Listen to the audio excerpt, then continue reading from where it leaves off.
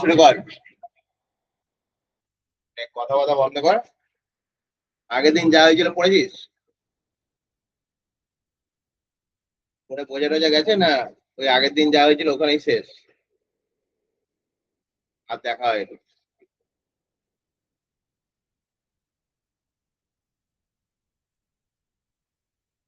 কিরকম দিকে পড়াশোনা করছিস?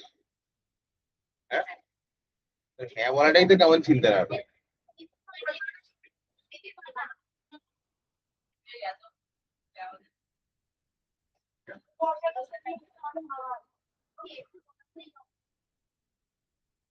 ওইটা উপরে তুলে দে, পড়াটাকে উপরে তুলে দে, ওরম করা হবে না, আমার চলে হবে। ওর না, এটা পুরো বিনা করে। মিনময় গেল কোথায়? নিম দিকে দে, নিম দিকে কি হচ্ছে? মানে স্কুল থেকে আবার বাড়ি গেছিল?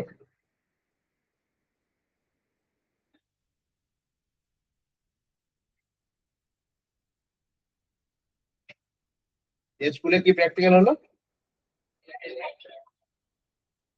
স্কুল যাওয়ার এত তাড়া পড়ে গেছে তোদের দিয়ে প্র্যাকটিক্যালি হয়? মোটামুটি গল্প টল্প করে চলে এলি তাই তো? কি আছে বল? পড়তে পড়তে গেলে তো গল্প করতে দেয় না, বেকার বকাবকি করে। স্কুলটাই তো একটা জায়গা মোটামুটি, মাঝে মধ্যে যাওয়া ভালো। ওখান দিকে তাহলে কি কি ক্লাস হলো আজকে? আর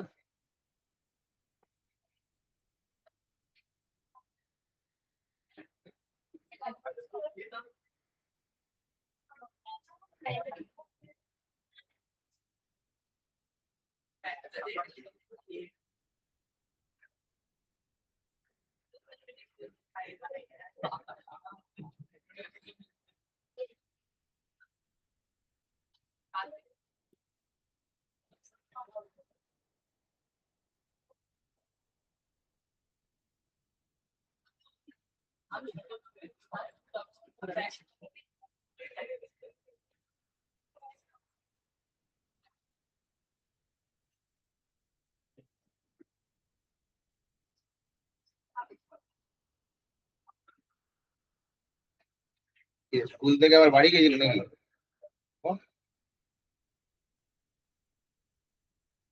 স্কুল যাওয়ার জন্য তো জীবন চলে যাচ্ছে, স্কুলে গিয়ে কি হলো আজকে? হ্যাঁ, কি কি ক্লাস হলো?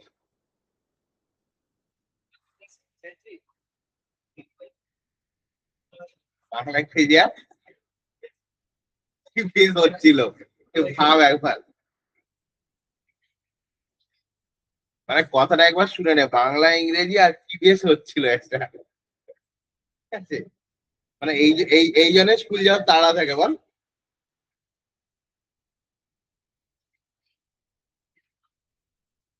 নামটা ভুলে যাচ্ছিস, কি ক্লাস হচ্ছিল?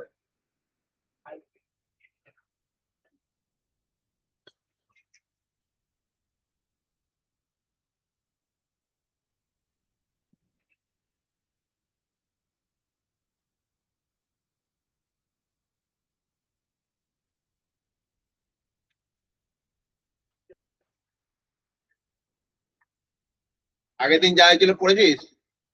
কিরে রূপম, পড়ে এসেছিস নাকি এমনি চলে এসেছিস? পড়াশোনা তো আজকাল করছিস না, খবর আছে? তাহলে হেডিং কর, আগের দিন মনে হয় গড় মান পর্যন্ত হয়েছিল তাই তো? আজকে হেডিং কর, 3 নম্বর পয়েন্ট কি ছিল? আরএমএস মান। আরএমএস মান, পিডিএফটাতেই যাই। তিলোত্তমাটা শুধুটা ক্লাসেই নেই, খালি খালি জয়েন করে বলে।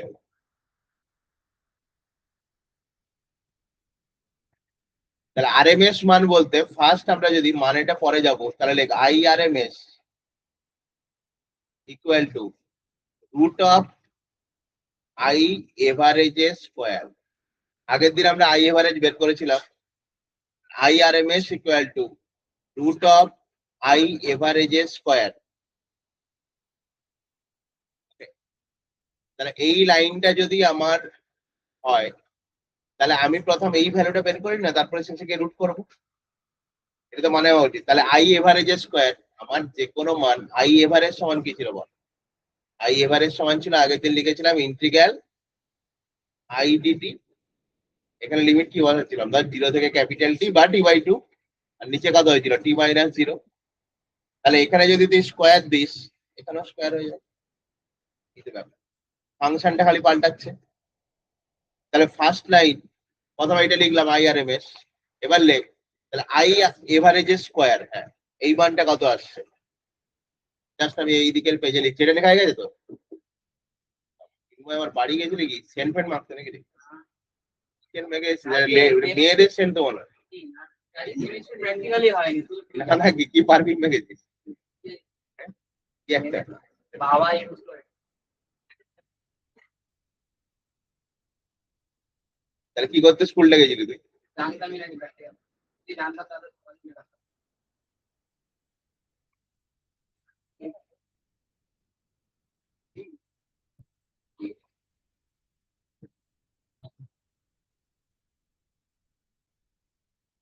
দেখ এটুকু তো লেখা যায়।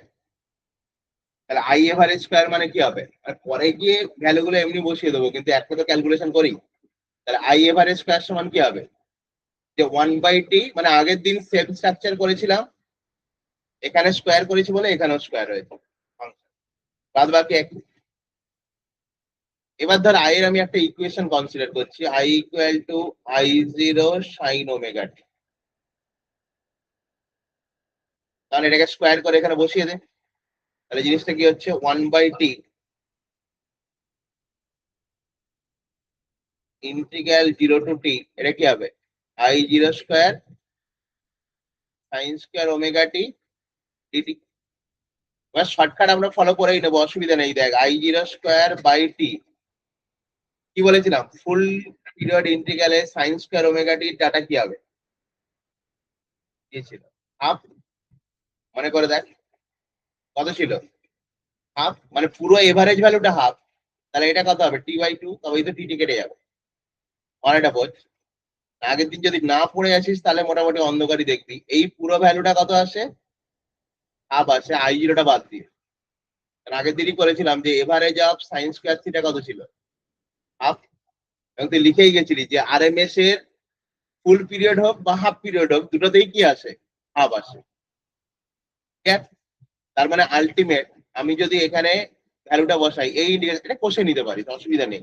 এবার কষেই দেখে না তো, পরীক্ষার সময় মনে রাখবি অন্য কথা, এটা ক্যালকুলেট করেই নেওয়া যায়। তাই এটা আমি পাশে ক্যালকুলেট করে দিচ্ছি। আই জিরো স্কোয়ার বাইরে বেরিয়ে গেছে, এইটাকে কি করব? সাইন স্কোয়ার ওমেগা টি, এটাকে কিভাবে ভাঙবো? সে 1 - cos 2 থিটা, এই ফর্মে ভেঙে দেবো একটা হাফ কমন নিয়ে। তাহলে জিনিসটা আসছে দেখ, আই জিরো স্কোয়ার বাই টি, এখানে কি করবি, একটা হাফ কমন নিয়ে নে। ইন্টিগ্রেশনের ভেতরে কি হবে? 2 sin² ওমেগা টি ডিটি। ক্যালকুলেশনটা ভেঙেই দেখিয়ে দিচ্ছি। এবার তুই লজিক্যালি মনে রাখলে দরকার নেই। এইটাকে কিভাবে ভাঙবো? sin² ওমেগা টি, সেটা কি আসবে? 1 - cos 2 ওমেগা টি। এটা ইন্টিগ্রেশন হবে বেসিক্যালি ডিটি। এবার এই কসের দুটো টার্মে ইন্টিগ্রেশন ভাঙবে দেখ, I zero square by 2 T, একটা হবে integral dt 0 to T, minus I zero square by 2 T integral cos 2 omega T dt. এবার আমি স্কোয়ারটা নাই বা ভাঙলাম, এখানেও তো সেই যে কোনো জায়গায় শর্ট বসাতে পারি। এটা ইন্টিগ্রেশন করলে কত হবে বল? ফুল পিরিয়ডে কস থিটা কি ছিল? 0।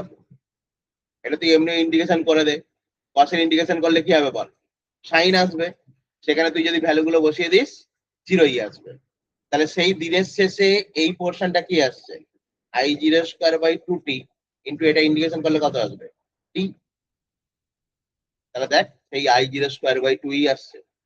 এবার তুই ক্যালকুলেশন না করে সিম্পলি মনে রাখবি, এইটা তো আমি আগের দিনে লিখে গেছি। তার মানে কি, integral 1/t 0 to T sin² omega T DT, এইটার ইন্টিগ্রেশনের ভ্যালু দেবে হাফ। এটা আগের দিনই খাতায় লেখা ছিল। তাহলে আমি ডিরেক্ট তো এখানে বসিয়ে দিতে পারি এটা। তাহলে ডিরেক্ট বসিয়ে দিলে আই জিরো স্কোয়ার বাদে বাকিটা কত আসছে? হাফ।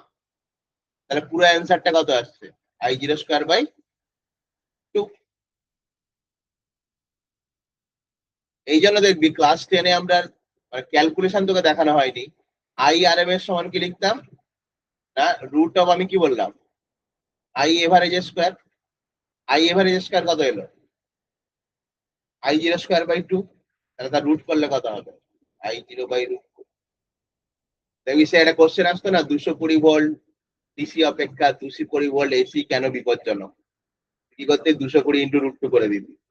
কারণ কি, এসিতে আমরা কারেন্টটা দেখি কি আরএমএস ভ্যালু। তাহলে যখন আরএমএস ভ্যালু দেখছি, অ্যাকচুয়াল ভ্যালু করতে গেলে কি হবে? রুট 2 গুণ করে দিতে হবে। রুট 2 দিয়ে তো ভাগ করে রেখেছি। তখন এত কিছু না বুঝে মোটামুটি এটুকুই করতে, রুট 2 দিয়ে গুণ করে ওটা 311 আসতো। কোশ্চেনটা পরীক্ষায় আসবে, ব্যাখ্যাটা করতে। 220 ভোল্ট ডিসি অপেক্ষা 220 ভোল্ট এসি কেন বেশি বিপজ্জনক? হ্যাঁ, তাহলে আইআরএম এর সমান আই জিরো বাই রুট 2। দিনের শেষে এইটুকু খালি মনে রাখলেই হয়, এত ক্যালকুলেশন মনে রাখতে পারবি না। যাদের একটু অঙ্কের সমস্যা আছে তাদের আরো সমস্যা। সুতরাং সিম্পলি ওই আগের দিনের লাইনটা মনে রাখবি যে আরএমএস এর ক্ষেত্রে 0 থেকে টি হলেও কত আসবে? হাফ। আর 0 থেকে টি বাই 2 হলেও হাফ। মানে পূর্ণচক্র হোক বা অর্ধচক্র হোক, আমার রেজাল্ট কত দেবে? হাফ দেবে। আগের দিন লেখা ছিল। কারণ হাফ দেওয়া মানে কি, আই জিরোটা আলাদা। তাহলে অ্যাকচুয়ালি কত আসছে? I zero square by 2। খুব ইজি ভাবে মনে রাখতে পারি। এবার তার যখন রুট হয়ে যাচ্ছে তখন কত আসছে? I zero by root 2। Clear? যেহেতু আমাদের ক্যালকুলেটর নেই, এই ভ্যালুটা মনে রাখবি। রুট 2 এর ভ্যালু কত? 1.4। তাহলে এটা যদি বসিয়ে দিস 1/1.4, তার মানে কত হচ্ছে? 10/14, 5/7, 7 7 49, মানে 0.707 I0। এইভাবে একটু লিখে রাখ যাতে আমি সহজে মনে রাখি। 0.707 I0।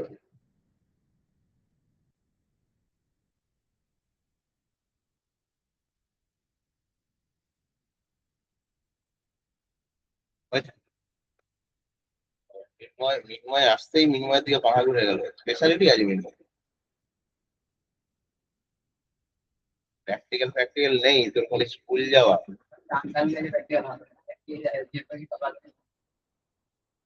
যে বাংলা ইংলিশ ক্লাস করে চলে এলি, তাই তো? বাংলাতে মানে 3টে কোয়েশ্চেন লিখে দিয়েছে। ব্যাস, ভালো তো।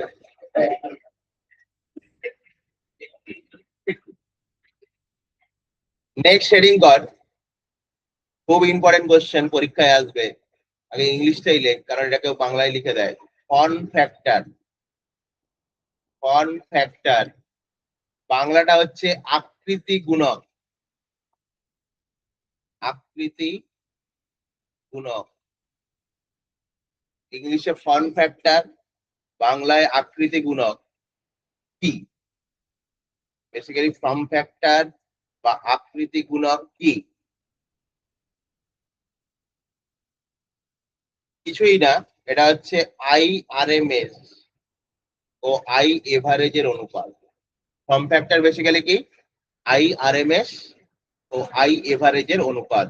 মানে দুদিন আমরা যে যে ভ্যালুগুলো ক্যালকুলেট করলাম, প্রথম দিন কি করেছিলাম বল? আইআরএমএস কত ছিল?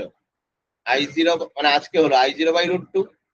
আর আগের দিন আই এভারেজ করেছি, একটু মনে করে দেখ, 2I0 বাই পাই। মনে না থাকলে খাতা উল্টে একবার দেখে নে। 2I0 by pi. আগের দিন লাস্ট এই ক্যালকুলেশনটাই হয়েছিল, ভেবে দেখ। ওটাই লিখে দিয়েছিলাম যে সাইন ওমেগা টি বা কস ওমেগা টির 0 থেকে টি বাই 2 ইন্টিগ্রেশন করলে কত আসে? 2/পাই।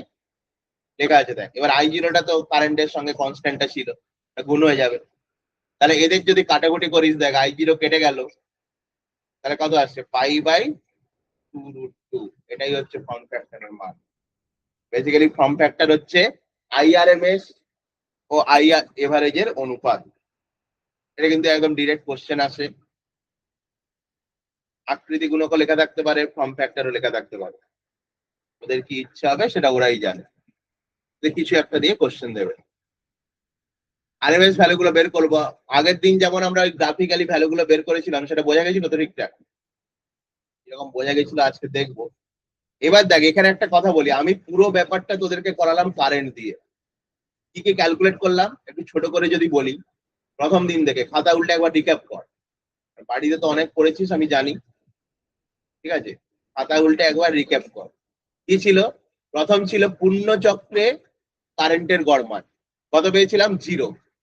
ভালো করে দেখ কোন কোন পয়েন্ট গুলো আমার কাজে লাগবে, আমি ক্যালকুলেট করে গেছি কিন্তু খুব ছোট করে মনে রাখতে পারি। পূর্ণ চক্র মানে 0 থেকে টি এর মধ্যে কারেন্টের গড় মান কত এসেছিল? 0 এসেছিল। কেন? সাইন ওমেগা টি বল বা কস ওমেগা টি বল, গড় মান কত? 0। অর্ধচক্রে কত এসেছিল? 2I0/পাই। নেক্সট, আর আজকে আমি পেলাম আরএমএস মান কত? না, I0/√2। এই তিনটে জিনিস কিন্তু মেন, মানে আগের দিন থেকে যদি আমি বলি যে আমার পরীক্ষায় কোশ্চেন আসবে, এই তিনটে জিনিসকে ফোকাস করতে হবে। তাহলে গড় মান দুটো বের করেছিলাম, পূর্ণচক্রে 0, অর্ধচক্রে 2I0/পাই। অর্ধচক্রটাকেই আমরা গড় মান বলছিলাম কারণ পূর্ণচক্রটা 0 হচ্ছিল। সেই সমস্যাকে দূর করার জন্য আমরা কি করলাম? আরএমএস ভ্যালু নিলাম। আরএমএস এ মজার ব্যাপার কি হলো, অর্ধচক্র বল পূর্ণচক্র বল দুটোতেই কত আসবে? I0/√2। এই জন্য এসিতে আমরা সবসময় আরএমএস ভ্যালু ইউজ করি। কেন ইউজ করি? কারণ এটা অর্ধচক্র পূর্ণচক্রে একই মান দেয়। ঠিক আছে? এবার এই পুরো ব্যাপারটাকে যদি তুই তড়িৎ চালক বল দিয়ে লিখিস, শুধু I0 গুলো এফসা 0 হয়ে যাবে। কারণ আমার কারেন্টের ইকুয়েশন, মানে আমি কি বলছি, ভি সমান আইআর বা এফসা সমান ভেবে দেখ আইআর। তাহলে আই এর ইকুয়েশন যদি হয় দেখ, তাহলে এফসা ইকুয়াল টু কি হবে? I0 সাইন ওমেগা টি ইন্টু আর। তাহলে I0 ইন্টু আর, এটাকেই তো বলবো এফসা 0। এটাই তড়িৎ চালক বল। তাহলে সেম ইকুয়েশন তড়িৎ চালক বলেরও কি হবে? ইন্টিগ্রেশন গুলো একই হবে। তাহলে আমি আর ক্যালকুলেশন না করে কি করব? একটা ছোট করে বক্স করব, যেখানে লিখে রাখবো কি, পূর্ণ চক্রে তাহলে তড়িৎ চালক বলের গড় মান কত? 0। অর্ধচক্রে তড়িৎ চালক বলের গড় মান কত? 2f/পাই। আর তড়িৎ চালক বলের আরএমএস মান কত? f/√2। তাহলে এই তিনটে ভ্যালু আলাদা করে লিখে রেখে দেবো, কারণ কারেন্ট করেছি মানে কি একইভাবে তড়িৎ চালক বল হবে। তিনটে তাহলে বক্স করে লিখে রেখে দে তিনটে মান, মানে এই তিনটে মান ফোকাস করলেই হবে। এত ক্যালকুলেশন যদি কেউ না মাথায় রাখতে চাস, গুলি মার, দরকার নেই, রাখবে না। এসি থেকে যে 4টে কোশ্চেন হবে বোর্ডসে, একদম পরিষ্কার বলে দেবো কোথা কোথা থেকে হবে। সুতরাং এইসব ক্যালকুলেশন যদি নাও করিস, বোর্ডসে হয়ে যাবে। এবার যদি তুই মেন্স লেভেলে কোশ্চেন করতে যাস, ইন্টিগ্রেশন করতে হবে। এই জন্য ইন্টিগ্রেশন গুলো দেখিয়ে যাচ্ছি। তাছাড়া নিটেও খুব একটা ইন্টিগ্রেশন না করে চলে যায়। ওকে, মানে এসি থেকে যে কোশ্চেন দেয়। সুতরাং মানে বোর্ডসে যাদের একটু অঙ্কে দুর্বলতা আছে, ভয় পাওয়ার কিচ্ছু নেই। আমি যে তিনটে পয়েন্ট বলছি, এই তিনটে পয়েন্ট খালি মনে রাখি। পূর্ণচক্রে তড়িৎচালক বলের গড় মান কত? 0। কথা বলে পূর্ণচক্রে তড়িৎচালক বলের গড় মান 0। নেক্সট, অর্ধচক্রে তড়িৎচালক বলের গড় মান 2f/পাই। এতবার বলেছি মুখস্থ হয়ে যাওয়ার কথা। আর একটা হচ্ছে আরএমএস মান কত? f/√2। একদম আয়ের মতো করে সেম তো, f/√2।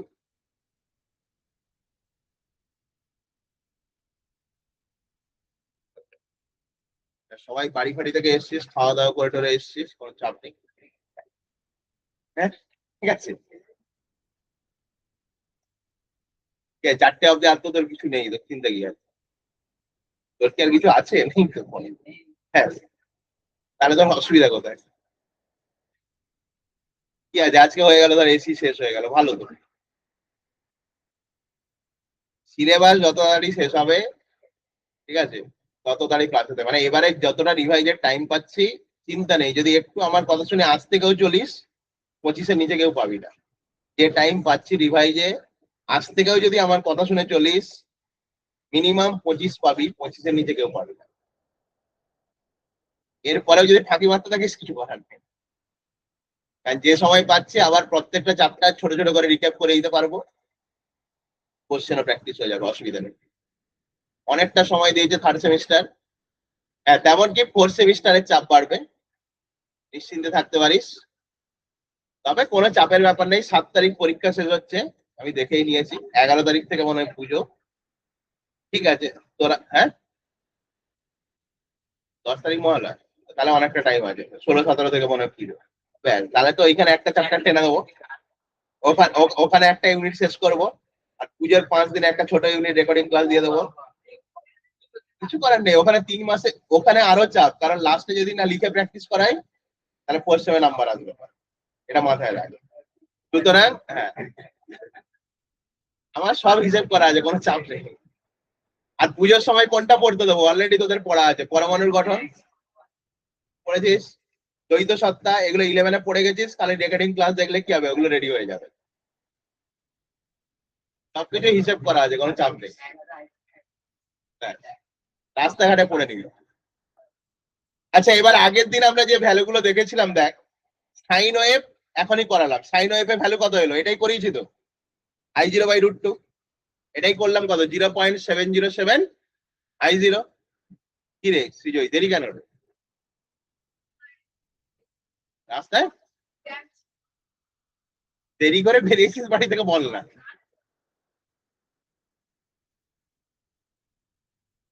এবার চলে আসি ফুল ওয়েভ রেকটিফায়ার। আগের দিনও গ্রাফটা করেছি, তার জন্য গড় মান বের করেছিলাম। রূপন কত হয়েছিল ফুল ওয়েভ রেকটিফায়ারে, গড় মান কত এসছে? 2I0/π। সবগুলোই তো একই রকমই এসেছিল, ভেবে দেখ না, কারণ ওই এরিয়াটা বের করছিলাম একইভাবে। এখানে এরিয়া আসবে না, একটু লজিক্যালি করব।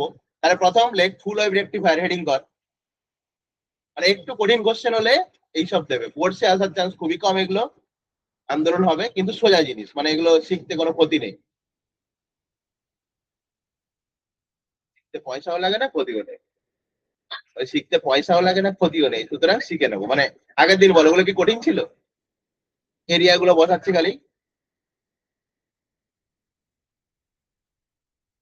আর পরের সপ্তাহ থেকে তো আর কোনো চাপ নেই, দুপুরে স্কুল হয়ে যাচ্ছে। এই সকালে স্কুলে এক ঝামেলা চলছিল কদিন ধরে।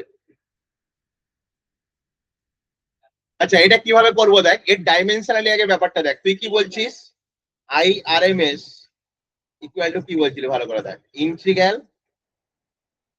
মানে I এভারেজ স্কয়ার, বেসিক্যালি কি I² DT ডিভাইডেড বাই, এখানে কি ছিল বল, T-0, তার একটা রুট করছি। তাহলে এদিকটা যদি স্কোয়ার করে দিই, তখন এই ভ্যালুটাই আসবে। ওকে, তার মানে ব্যাপারটা হচ্ছে, এই যে আমি গ্রাফটা নিয়েছি, সেই গ্রাফ থেকে আমি কি ভ্যালু বসাচ্ছি, ভালো করে দেখ। প্রত্যেকটা এরিয়া, মানে এটা কত 0, এটা T/2। তাহলে 0 থেকে T/2 কিভাবে বসাচ্ছি, মানে এক একটা অংশ নিচ্ছি। এইটার জন্য I/RMS স্কোয়ারের মান কত, তাহলে এইটার জন্য I/RMS স্কোয়ারের মান কত হবে না, I0²/2 বলো, তাই আসবে। কারণ ওই ওই ইকুয়েশনটা কি আসছে, সেই স্কোয়ারে তো আসবে সাইন স্কোয়ার। মানে এটা অ্যাকচুয়ালি কিসের গ্রাফ আসছে, যদি করিস sin²ω t। তার মানে আমার এই পোর্শনটা কি আসছে না, I0²/2 ইনটু ডাইমেনশন, ভালো করে দেখ তার সঙ্গে কি গুণ হচ্ছে, টাইম। তাহলে এখানে ভালো করে দেখ, এটা বেশি লিখতে গেছে, আমি এই লাইনটা ফলো করি। তাহলে I0²/2, এটা দেখ I0²/2 ইনটু টাইম কত, 0 থেকে T/2 মানে টাইম কত, T/2 প্লাস, আবার পরের হাফটা অ্যাকচুয়ালি কি হচ্ছে, আবার I0²/2, আবার এই টাইমটা কি হবে, T/2 দিতে হবে, কারণ T/2 থেকে T টাইমটা কত, T/2 ডিভাইডেড বাই মোট সময়। তাহলে T/2 প্লাস T/2 কত হয়ে যাবে, T। ঘুরিয়ে নাক দেখানো, জিনিসটা একই আসবে। সেই 2 কেটে গিয়ে কত, I0²/2। মানে লজিক্যালি মনে রাখবি, পুরো ওয়েভ হলে I0²/2, আর যদি হাফ হয়ে যায় আবার তাকে 2 দিয়ে ভাগ হয়ে যাবে, আগের দিনের মতো। যখন ওই মিডিলে গ্যাপ গুলো ছিল তখন 2 দিয়ে ভাগ করে দিচ্ছিলাম। তাহলে দেখ ফুল ওয়েভ রেকটিফায়ার কত হবে, I0²/2। একটাই শুধু ক্যালকুলেশন বুঝতে হবে, বাদ বাকি কোনোটা দরকার নেই। তাহলে হাফ ওয়েভ কত হবে, আবার একটা 2 দিয়ে ভাগ হয়ে যাবে, তাহলে I0²/4, তার রুট করলে কত হয়ে যাবে, I0/2। I/RMS তো রুটটা করতে হবে, এটা তো I/RMS স্কোয়ার বের করছে। তাহলে এটা কত হচ্ছে, I0²/4, তার রুট করে দিলে কত, I0/2। তাহলে সিম্পলি মনে রাখবি, কমপ্লিট ওয়েভ থাকলে I0²/2, আর যদি গ্যাপ থাকে একটা করে, তাহলে আরেকটা 2 দিয়ে ভাগ হয়ে যাবে। আগের দিনও তাই করছিলাম। এখানে কি স্কোয়ার আছে বলে ওটা রুট হয়ে যাচ্ছে, ওখানে রুটের ব্যাপার ছিল না। আগে মানে সিস্টেমটা মাথার মধ্যে নিয়ে আয়, সব গ্রাফ মাথায় চলে আসবে, সব ক্যালকুলেশন করার দরকার নেই। তাহলে এত বড় ক্যালকুলেশন কি লাগবে, দরকার নেই। তাহলে আমি সিম্পলি মনে রাখবো, তারপরে আমি একটা টেবিল বানিয়ে দেবো। তাহলে এটা হচ্ছে I0, তাহলে ফুল ওয়েভ রেকটিফায়ার কত হচ্ছে, I0/√2। এটা কত হয়ে যাচ্ছে, এটা অ্যাকচুয়ালি হচ্ছে কত, I0²/4, তাহলে কত হচ্ছে I0/2। ক্লিয়ার? পরপর লিখে ফেল, পুরো যে ক্যালকুলেশন করতে হবে কথা নেই, একটু লজিক মনে রাখবো খালি। আগেই বলছি এগুলো বোর্ডে আসার চান্স খুবই কম, আর বই ফইতেও খুব একটা পাবি না, চলে গেলে আন্দোলন হবে, কিন্তু হ্যাঁ কোশ্চেন প্র্যাকটিস করতে গেলে পাবি, এবং শিখে রাখা ভালো। কারণ আজকাল যে লেভেলে মোটামুটি কম্পিটিটিভ এক্সামের কোশ্চেন হচ্ছে, শিখে রাখতে ক্ষতি নেই যে কোনো কোশ্চেন।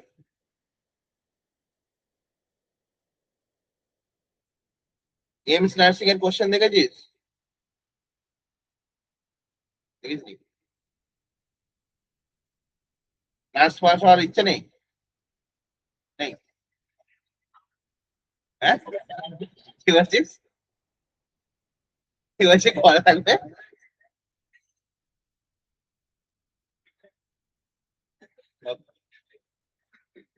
প্রথম কথা হচ্ছে, মানে এমস এর নার্সদের স্যালারি ডাক্তার থেকে বেশি, আগে জানবি। এমস এর নার্স যারা, তাদের স্যালারি ডাক্তারের থেকে বেশি। হ্যাঁ, এমস নার্সিং এর খাওয়া এত সোজা নয়, এবং এমস নার্সিং এর কোশ্চেন নিটের থেকে কঠিন হয়। একটা একটা স্টেট গভর্নমেন্টের ডাক্তার, মানে এক্সট্রা কামাই বাদ দে, এক্সট্রা কামাই এমনিও কি শুরুতে সবাই করতে পারে নাকি? কজন আর এক্সট্রা কামাই করছে? একটা স্টেট গভর্নমেন্টের নর্মাল ডাক্তার গ্রুপের স্যালারি মানে কত, 70-75 হাজারে জয়েনিং করে। সেখানে একটা এমস নার্স এখন প্রায় 1 লাখের কাছাকাছি, 95-এ জয়েন করে, 95,000 প্রায়, কারণ ওটা সেন্ট্রাল গভর্নমেন্টের স্কেল। শুনেছি ওইসব ডাক্তার ফাক্তার ছেড়ে দিয়ে নার্স হ তুই, ঠিক আছে?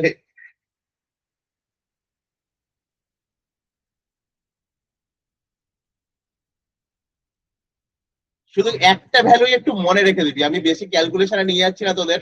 আচ্ছা, এই স্কোয়ারটা তাহলে কথা হবে, এটা ফুল আছে তো, মানে বেসিক্যালি এইটা যদি ভ্যালু বসা যায় কিরকম দেখ, এর আরএমএস মান আলটিমেট কি হবে? এটা তো সাইন বা কস ওয়েভ নয়, তাহলে আলটিমেট কি হবে? এর ভ্যালুটা কি হচ্ছে দেখ, I0² শুধু তো কনস্ট্যান্ট ভ্যালু, তাহলে I0² into T/2 plus I0² into T/2 divided by T. তাহলে এমনি ভ্যালুটা কত হচ্ছে? I0। তাহলে এটা যদি হাফ হয়ে যায় কত হবে ভেবে দেখ, হাফ হয়ে গেলে I/RMS এর স্কোয়ার সমান তখন কত হবে? I0²/2। তাহলে হাফ হয়ে গেলে তখন I0/√2 হয়ে যাবে, একদম লজিক্যালি। মানে যখন ফুল ওয়েভ আছে স্কোয়ার ওয়েভ, তখন শুধু I0, আর যখন হাফ হয়ে যাচ্ছে তখন আবার একটা 2 দিয়ে ভাগ হচ্ছে, তখন কত আসছে দেখ, I0/√2। স্কোয়ার ওয়েভে ফুলে কেন I0 আসছে? কারণ মানটা তো ধ্রুবক, এখানে ভ্যারি করছে না, ভালো করে দেখ, একটা কনস্ট্যান্ট মান, তারপরে আবার নিচে গিয়ে কনস্ট্যান্ট হচ্ছে, তার মানে আলটিমেট সর্বোচ্চ মান হবে। উল্টো দিক থেকে ভাবনা লজিক্যাল, কনস্ট্যান্ট মান মানে কি সর্বোচ্চ মান, তাহলে সাইন বা কসের ভ্যালু কত, 1, ওই জন্য কত, শুধু I0² বসাচ্ছে। তাহলে শুধু ভ্যালু গুলো মনে রাখ, এগুলো খুব বেশি ক্যালকুলেশনে গিয়ে লাভ নেই। তাহলে স্কোয়ার ওয়েভের ক্ষেত্রে কি হবে, I/RMS সমান I0, গ্রাফ গুলো এঁকে রাখ, ফন্ট গুলো লিখে রাখ, প্রচুর ক্যালকুলেশন লাগবে না, খুব রেয়ার কোশ্চেন হয়। আমি একটা টেবিল করে দেবো, লিখে নে।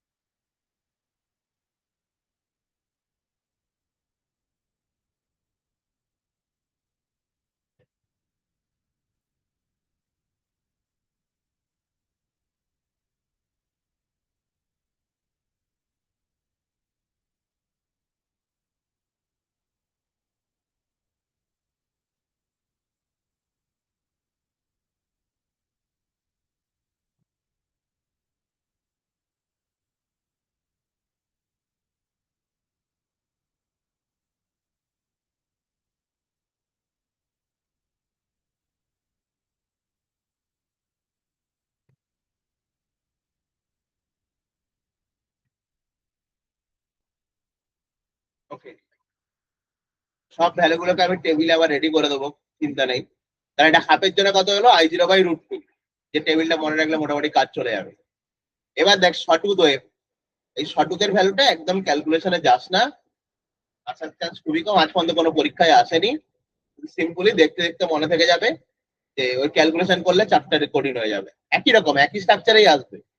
IRMS এর ভ্যালু কত, একটাই মনে রাখবি, শর্টুতের জন্য কত, I/√3, I0/√3। তাহলে ফুল যখন হচ্ছে I0/√3, তাহলে হাফের জন্য কত হবে, এমনিও পেয়ে যাবো। তাহলে শর্টুতের গ্রাফটা IRMS I0/√3, ওই একটাই ভ্যালু হবে। মানে এখনই দেখবি প্রায় মুখস্থ হয়ে গেছে, একবার পরীক্ষার আগে চোখ বুলালে জিনিসগুলো মনে থেকে যাবে, খুব বেশি ক্যালকুলেশনে যাবি না, তখন চ্যাপ্টার আবার কঠিন লাগবে। শর্টুতের গ্রাফটা এখানে আগের দিন গ্রাফগুলো আঁকা ছিল, নামটাও নিশ্চয়ই চেনা, তাই তো? শর্টুদয় মনে রাখি, শর্টুদয় মানে কি, রূপম, রূপম ভালো ব্যাখ্যা দিতে পারে। শর্টুত মানে কি, স মানে কি ভালো, স মানে স, হ্যাঁ চেঞ্জ আছে রাস্তা কেটে কি আছে, কিছু না।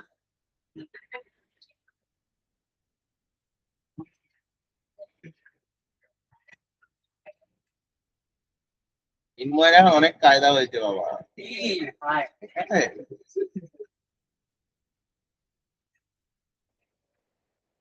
পারফিউম মারতে ঘর গেছিল তুই পা, স্যার হাফ থেকে তো মারবে। ব্যাগে পারফিউম নিয়ে ঘুরবি।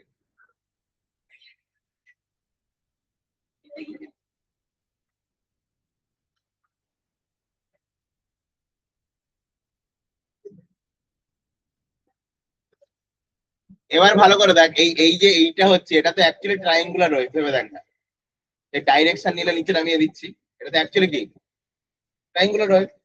তাহলে শর্টুদয় হচ্ছে একটা কমপ্লিট ট্রায়াঙ্গুলার হয়, ভালো করে দেখ, তাই না? তাহলে আলটিমেট তুই যদি এই ওয়েভটা নিস, এটা তো তার হাফ, তাহলে এখানে IRMS কত বলছিস, I0/√3, তাহলে অ্যাকচুয়ালি IRMS এর স্কোয়ার কত হবে, I0² / 3। তাহলে যদি হাফ নিয়ে নিস আরেকটা 2 গুণ হবে, তাহলে কত, I0² / 6। তাহলে এর RMS ভ্যালু কত হবে, I0/√6। লজিক্যালি মনে রাখবে, ক্যালকুলেশনের চক্করে পড়লে চাপ পারবে। আবার আমি পুরোটাকে রিভাইজ করে দেবো, আগে লিখে রে খাতায়, তাহলে এরপরে এই ট্রায়াঙ্গুলারটা মনে থেকে যাবে, লজিক্যালি মনে রাখবে। ভুল করে যদি একটা দিয়ে দেয়, তাও দিলে ওই স্কোয়ার দেবে, নাহলে শর্টুত দেবে না খুব একটা।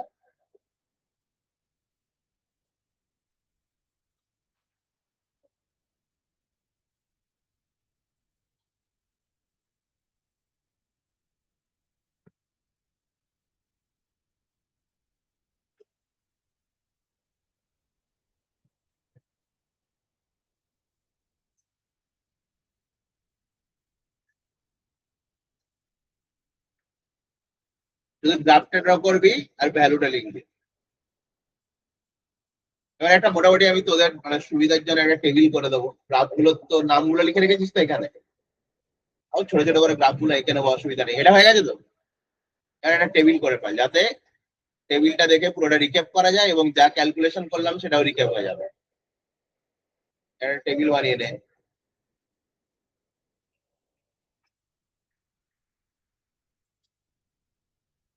এইখানে নামগুলো লিখবো, এখানে গ্রাফ গুলো ড্র করবো, এখানে RMS ভ্যালু লিখবো, এখানে এভারেজ ভ্যালু লিখবো, এই 4টে কলাম করলেই হবে।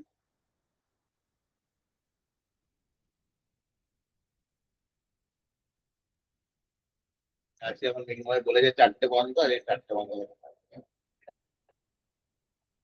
কে গাল দেয়, রূপম? আরো ছেলে বলে গাল দেবে না।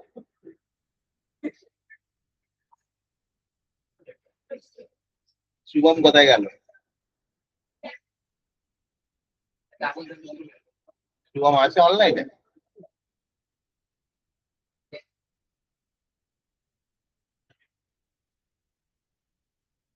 তুই একটা একটু ইংলিশ লিখ, নাহলে এই সেই কি লিখবি কি জানো, প্রকৃতি, গ্রাফের প্রকৃতি, প্রকৃতি আবার নেচার, অন্য নেচার ভাবতে পারিস না। মানে অ্যাকচুয়ালি নামগুলো এখানে লিখবো, নাহলে বেশি কিছু না কায়দা করে এখানে নেম লিখে দে। যদি কারোর অসুবিধা হয় এত সব লিখতে, এখানে নাম লিখবি, এখানে গ্রাফটা ড্র করব, এখানে আরএমএস ভ্যালু লিখবো, এখানে এভারেজ ভ্যালু লিখবো। চারটে কলাম করে ফেল। তাহলে ফার্স্ট হচ্ছে সাইন ওয়েভ, মানে সাইন নয়, সাইনোসয়েডাল করা মানে কি সাইন কস দুটোই হয়। তাহলে অবলিক দিয়ে লিখে রাখি সাইন অর কস, কোনো একটা ড্র করলেই হবে। তাহলে ওয়েভটা ড্র করে নেয়। এখানে যা ভ্যালু গুলো দুদিন ধরে ক্যালকুলেট করেছিস আমি টেবিল করে দিচ্ছি। এই তো পরীক্ষার সময় পড়াশোনা করবি, টেবিলটা করা গেলে ভালো হয়। এই দেখ এক্ষুনি করে এসেছি, আরএমএস ভ্যালু কত, I0 বাই, মনে করো আরএমএস ভ্যালু কত এসেছিল, সাইন বা কস ওয়েভের আরএমএস ভ্যালু কত হবে, I0 বাই √2। আর এভারেজ কত এসেছিল, 2I0 বাই 5। যা ক্যালকুলেট করেছি দেখ টেবিলটা লিখতে লিখতে মুখস্থ হয়ে যাবে। ওকে, তাহলে প্রথম গেল সাইন। এরপরে কি যাব, number 2, half wave rectifier. Half wave rectifier, তোরা পুরো ফর্মে লিখবি, তোরা আবার এরকম লিখিস না, তুই বুঝতে পারবি না। হাফ ওয়েভ রেকটিফায়ার, বেশি শর্টকাট মানতে যাবি না। কেমন ছিল, একটা করে ওয়েভ ছিল, একটা করে গ্যাপ ছিল, তাই তো, ওয়েভ ছিল, একটা করে গ্যাপ ছিল। টাইম গুলো যদি বসিয়ে দিস, এটা 0, এটা T/2, এটা T। চেনা চেনা লাগছে তো, আগের দিন পড়ে এসেছিস তো নাকি? তাহলে এক্ষুনি আমরা আরএমএস মান বের করলাম। কি বললাম আবার রিপিট করি, ফুল ওয়েভ রেকটিফায়ার ছিল I0 বাই √2। লজিক্যালি মনে রাখবি, তাহলে IRMS I0 বাই √2। তাহলে IRMS এর স্কোয়ার কত হবে, I0 স্কোয়ার বাই 2। যখনই হাফ করবো আর একটা 2 দিয়ে ভাগ হচ্ছে, তাহলে I0 স্কোয়ার বাই 4। তার রুট করলে কত হবে, I0 বাই 2। খুব লজিক্যালি, ক্যালকুলেশনে না গিয়েই করা যায়। আগের দিন আমরা করেছিলাম হাফ ওয়েভ, এটা তো লজিক্যালি এটা অর্ধেক হয়ে যাচ্ছে, মানে এটা কত হবে, I0 বাই 5। সেই 2 দিয়ে ভাগ হচ্ছে, দুটোই একই গল্প, 2 দিয়ে ভাগ হচ্ছে। ভেবে দেখ, এটা স্কোয়ারে 2 দিয়ে ভাগ হচ্ছে, আর ওটা নর্মাল এভারেজে 2 দিয়ে ভাগ হচ্ছে, এইটুকু মনে রাখতে হবে। IRMS এর স্কোয়ারে 2 দিয়ে ভাগ হয়। ঠিক আছে, এবার ফুল ওয়েভটা লিখে ফেল, ফুল ওয়েভ রেকটিফায়ার।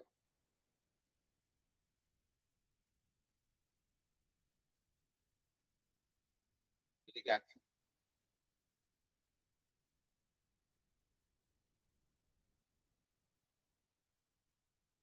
এই তাহলে ফুল ওয়েভ কি হবে, এটা আরএমএস ভ্যালু একই হবে, I0 বাই √2। আর এটা যদি I0 বাই √2 হয়, তাহলে এটা কত হয়ে যাবে, 2I0 বাই 5। কারণ হাফ ওয়েভে 2 দিয়ে ভাগ হচ্ছিল, এখানে কি হবে, 2টা আবার ফিরে আসবে। বোঝা গেছে না যায়নি? তাহলে এই টেবিলটা মনে রাখলে মোটামুটি কাজ চলে যাবে। মানে যেগুলো মেন মেন আমি টেবিলে দেবো, সবগুলো তো যাবো না। এরপরে 4 হচ্ছে স্কোয়ার ওয়েভ। স্কোয়ার ওয়েভ বা বর্গাকার ওয়েভ কেমন ছিল, এক্ষুনি করে গেলাম। এর মজাদার জায়গা কি, না এর হচ্ছে আরএমএস মান কি হয়, শুধু ওর পরম মানটা হয়, পিক ভ্যালু, শুধু I0। আর এভারেজ মান কত হবে স্কোয়ার ওয়েভের, স্কোয়ার ওয়েভের এভারেজ মান কত হবে, তাহলে যে গ্রাফটা দিয়ে এরিয়া বসা আছে, স্কোয়ারের অ্যাকচুয়ালি কারেন্ট তো ডিফার করছে না, কনস্ট্যান্ট থাকছে। তার মানে তুই সাইনের ভ্যালু তো দুদিকেই 1 হয়ে যাচ্ছে, তাহলে তুই ভেবে দেখ এর এভারেজ আর আরএমএস তো একই হয়ে যাবে। এ তো ভ্যারি করছে না, কারণ সর্বোচ্চ মান বসাচ্ছি, সেখানে আবার ভ্যারি করার তো কিছু নেই। তাহলে আরএমএস ভ্যালু যা, এভারেজ ভ্যালুও তাই। স্কোয়ার ওয়েভ খুব ডিটেলসে কোশ্চেন দিলে এরকম কোশ্চেন দিতে পারে, খুব রেয়ার। আর শর্ট উত্তর তো বলেই গেলাম, শর্ট উত্তর ফেলে রাখবো কেন, এখানে লিখে দেয় শর্ট ওয়েভ। শর্ট মানেটা তো বিন্ময় বলতেই পারবে না।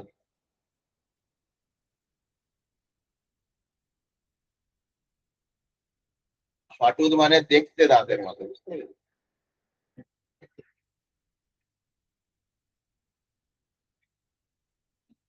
এই ছিল। তাহলে শর্টুতে আরএমএস ভ্যালু কি বললাম, এইটুকু একটু মনে রেখে দিবি, কত I0/√3, I0/3। তুই যদি মেন্স পর্যন্ত চলে যাস, খুব কঠিন কোশ্চেন হয়, এই টেবিলের বাইরে কিছু জিজ্ঞেস করবে, এই টেবিলের বাইরে কিছু জিজ্ঞেস করবে না, মেন্স পর্যন্ত খুব কঠিন কোশ্চেন। সুতরাং পরীক্ষার আগে এই টেবিলটা একবার চোখ খুলে চলে গেলে কাজ হয়ে যাবে। বোর্ডসে অত রিস্ক নেই, বোর্ডসে তো 2+2 যোগ করে 4 বের করতে দেয়, চাপ কি আছে নাকি বল, না পড়াশোনা করে বোর্ডস হয়ে যায়, এই জন্য পড়াশোনা করেও না, কি সুন্দর চলে যাচ্ছে।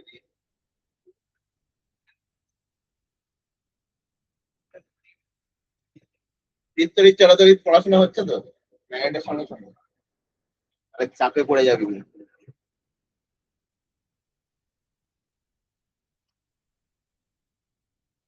কোন দিন দেখবি এসি পড়ার নামে পরীক্ষা দিতে হচ্ছে,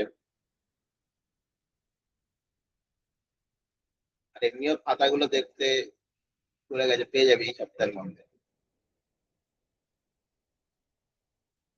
নেক্সট হেডিং কর, এসি বর্তনীর তড়িৎ ক্ষমতা, এসি বর্তনীর তড়িৎ ক্ষমতা।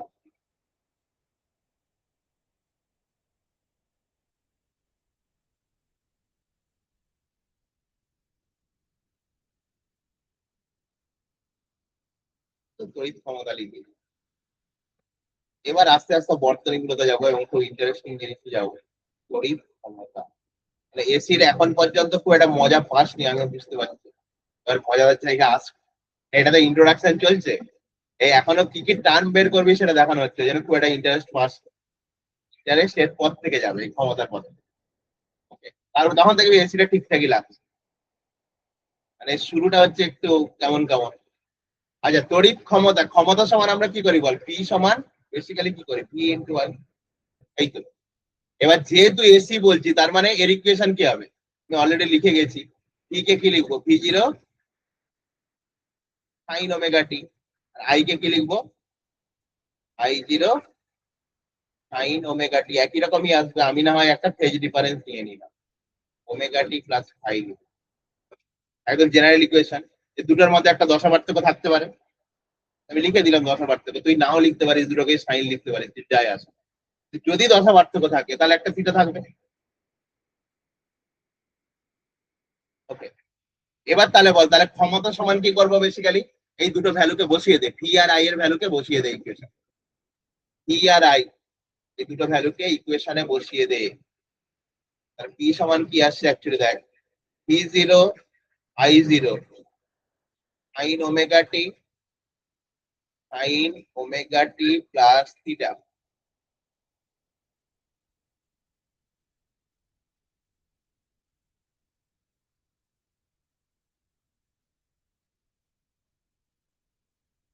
দুটো লাইন ক্যালকুলেট করলেই ব্যাপারটা বেরিয়ে আসবে।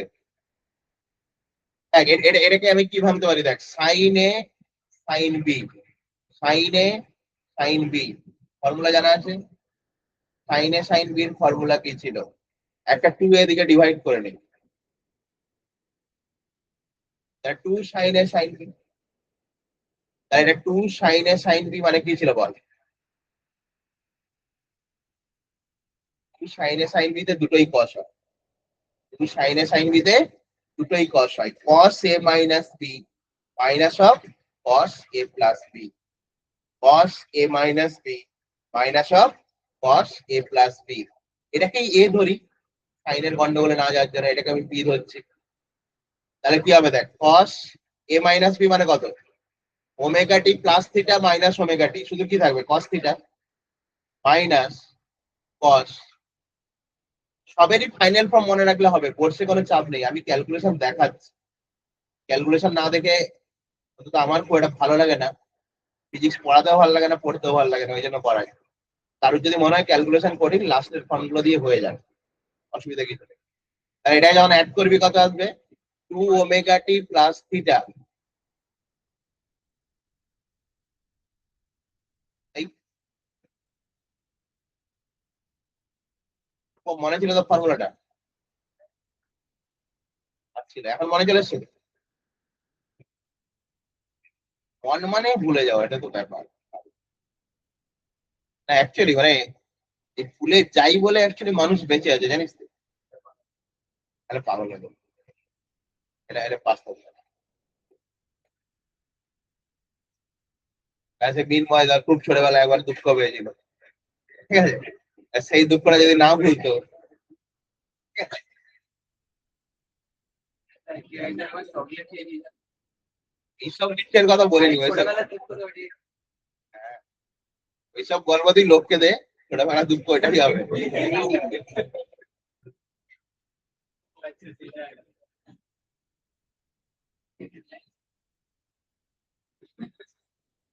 ওইসব গল্প তুই অন্য কোথাও দিবি, ঠিক আছে?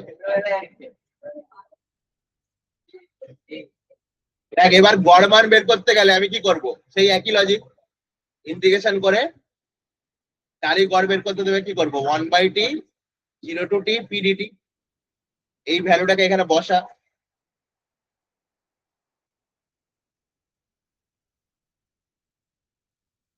তোদের কপাল ভালো, এটা হয়ে গেছে এমসিকিউ তে, অ্যাকচুয়ালি এসি চ্যাপ্টারটা সোজা হয়ে গেছে, কেন বল দেখি, আগে ক্যালকুলেশন থাকলে এগুলো কোর্সে দেখাতে হতো।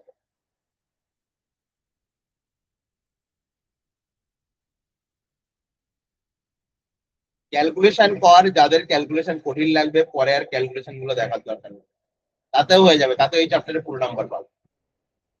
ওকে, যারা অঙ্ক মন দিয়ে করে তাদের তো অসুবিধা নেই, যারা অয়েন্তিকারকে মন দিয়ে অঙ্ক করে, ক্যালকুলেশনে কোনো অসুবিধা নেই, নাকি বল? তাহলে ভালো করে দেখ, কস ওমেগা টির ফুল পিরিয়ড ইন্টিগ্রেশন কত আসছে, 0 তো, এটাকে আউটই করে দিই না, তাহলে শুধু এই ফার্স্ট ইন্টিগ্রালটা পড়ে থাকবে।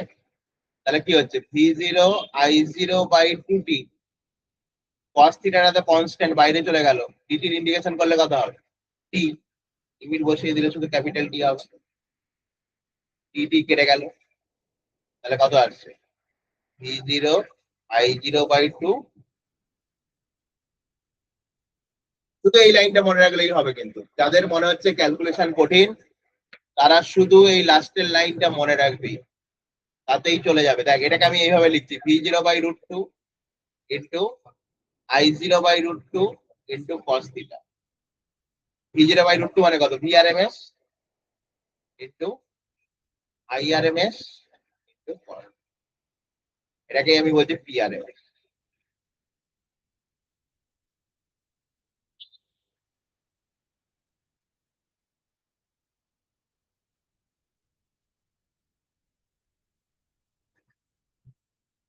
এবার এই টার্মগুলোর একটা নাম আছে, সেটা পরে আসছি, আগে এটা লিখে নে, PRMS সমান VRMS into IRMS into cos theta. এই তো আমার সুরজিৎ কি গল্প করছিস দেখো, হ্যাঁ?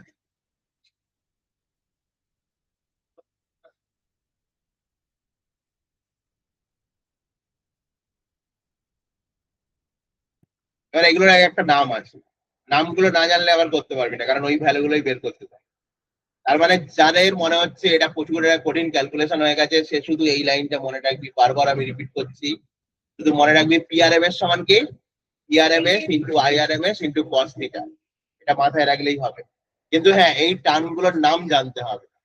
PRMS টাকে লেখ, এটাকে বলি প্রকৃত ক্ষমতা, প্রকৃত ক্ষমতা। এই PRMS ইন্টু IRMS এটাকে লেখ আপাত ক্ষমতা, প্রকৃত ক্ষমতা সমান আপাত ক্ষমতা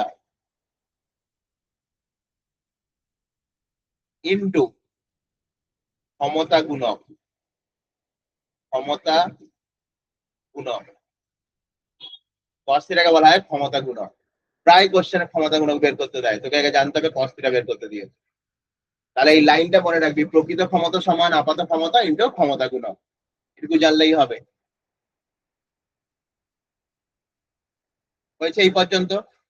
এবার দেখ ক্ষমতার মান মূলত 3 প্রকার হতে পারে, লেখ, দেখ তাৎক্ষণিক ক্ষমতার মান, তাৎক্ষণিক ক্ষমতার মান 3 প্রকারের হতে পারে, তাৎক্ষণিক ক্ষমতার মান 3 প্রকারের হতে পারে, পজিটিভ,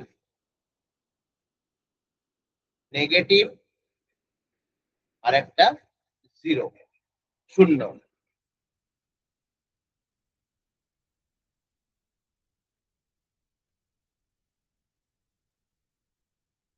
মানে বেসিক্যালি পুরো ব্যাপারটা কার উপর ডিপেন্ড করবে? কস থিটার উপরে। জায়গা ভেবে দেখ, পুরো গল্পটা কার উপর নির্ভর করবে? কস থিটার উপরে। মানে কস থিটা যদি পজিটিভ হয় তাহলে ক্ষমতা পজিটিভ হবে। তাহলে আরো পরিষ্কার করে বললে সেই কার্যের মতো ব্যাপার, থিটা লেস দেন 90 হলে কি হবে? এটাকে কি বলবো? ধনাত্মক ক্ষমতা। থিটা গ্রেটার দেন 90 হলে ঋণাত্মক ক্ষমতা। থিটা ইকুয়াল টু 90 হলে শূন্য ক্ষমতা। একই না?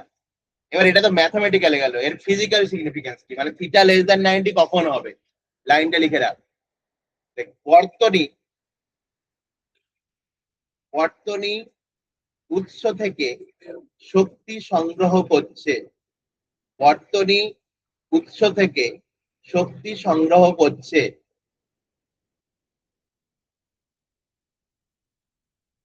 মানে অনেকটা কি ব্যাটারির, ভেবে দেখ, অনেকটা ব্যাটারি ডিসচার্জিং এর মতো। লাইনটার মানে বল, বর্তনী উৎস থেকে শক্তি সংগ্রহ করছে। এখানে তার ব্যাটারি লাগাবো না, ব্যাটারি তো ডিসি সোর্স, এখানে এসি সোর্স হবে, কিন্তু কনসেপ্টটা একই। তার মানে এসি সোর্সটা বেশি, সেখান থেকে বর্তনীতে কারেন্ট যাচ্ছে।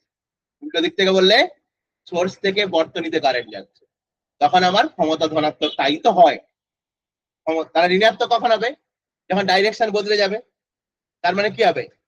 বর্তনী থেকে উৎসে শক্তি সরবরাহ হচ্ছে। বর্তনী থেকে উৎসে শক্তি সরবরাহ হচ্ছে। ঋণাত্মক কখন হবে? বর্তনী থেকে উৎসে শক্তি সরবরাহ হচ্ছে। তার মানে এখানে উৎসটা গৌণ হয়ে গেছে, কারেন্টের ডাইরেকশন পাল্টে গেছে, ওই জন্য ক্ষমতা ঋণাত্মক। ক্লিয়ার কিনা? খুব ভেঙে ভেঙে কোশ্চেন দিলে কিন্তু দেবে এই লাইনগুলো, তখন কিন্তু মুশকিলে পড়ে যাবি, বলবি কিভাবে লেখা আছে, একদম এই লাইনগুলোই তুলে দেবে। আর শূন্য কখন হবে? এটা তো আর বলার নেই। যখন, মানে এই থিটাটা কি বেসিক্যালি দশা পার্থক্য ছিল, একদম শুরুর ইকুয়েশনে ভেবে দেয়। তাহলে যখন দশা পার্থক্যের মান 90 ডিগ্রি হবে, কাদের মধ্যে দশা পার্থক্য? কারেন্ট ও ভোল্টেজের মধ্যে দশা পার্থক্য।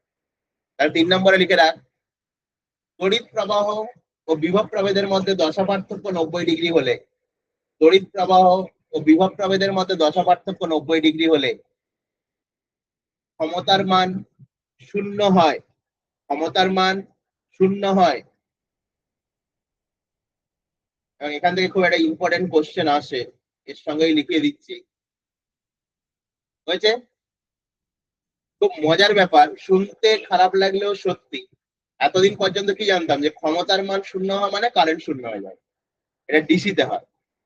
কিন্তু এসিতে ক্ষমতা শূন্য হয়ে গেলেও কিন্তু কারেন্ট থাকতে পারে। ইকুয়েশন ভালো করে দেখ, আমার কস থিটার জন্য তো শূন্য হয়েছে, কিন্তু আই তো আছে। তার মানে কি কোনো বর্তনীতে ক্ষমতা শূন্য হলেই যে কারেন্ট শূন্য হবে এমন কোনো কথা নেই। তাহলে যে মুহূর্তে ক্ষমতা শূন্য, ওই মুহূর্তে বর্তনীতে যে কারেন্টটা যায় তাকে বলা হয় ওয়াট বিহীন প্রবাহ। খুব ইন্টারেস্টিং নাম, ওয়াট বিহীন প্রবাহ। ওয়াট বিহীন মানে কি? ক্ষমতা শূন্য কিন্তু কারেন্ট যাচ্ছে, ওয়াট বিহীন প্রবাহ। তাহলে লেখ, ক্ষমতা শূন্য লিখেছিস তো, লেখ এই মুহূর্তে বর্তনীতে, এই মুহূর্তে বর্তনীতে যে প্রবাহ যায়, এই মুহূর্তে বর্তনীতে যে প্রবাহ যায় তাকে ওয়াট বিহীন প্রবাহ বলে। ওয়াট বিহীন প্রবাহ বলে।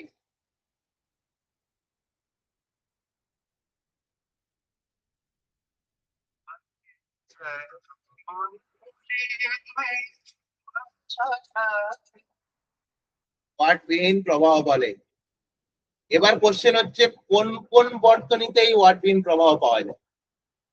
কোন কোন বর্তনীতে এই ওয়াট বিহীন প্রবাহ পাওয়া যায়? লেখ, বিশুদ্ধ বিশুদ্ধ আবেশক বর্তনী।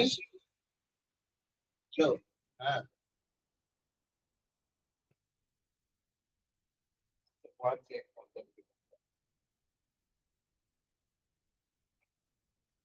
কোন কোন বর্তনীতে পাওয়া যায়? দেখ, বিশুদ্ধ বিশুদ্ধ আবেশক বর্তনী, বিশুদ্ধ আবেশক বর্তনী,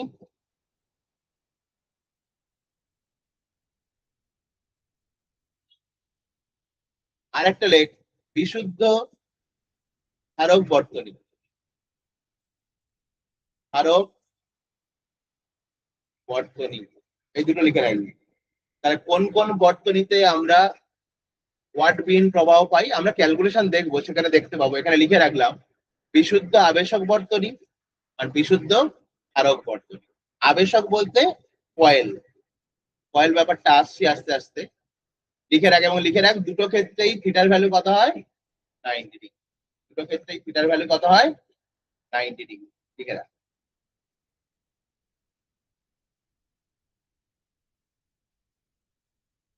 এবার হেডিং কর কয়েকটি গুরুত্বপূর্ণ এসি বর্তনী, কয়েকটি গুরুত্বপূর্ণ এসি বর্তনী।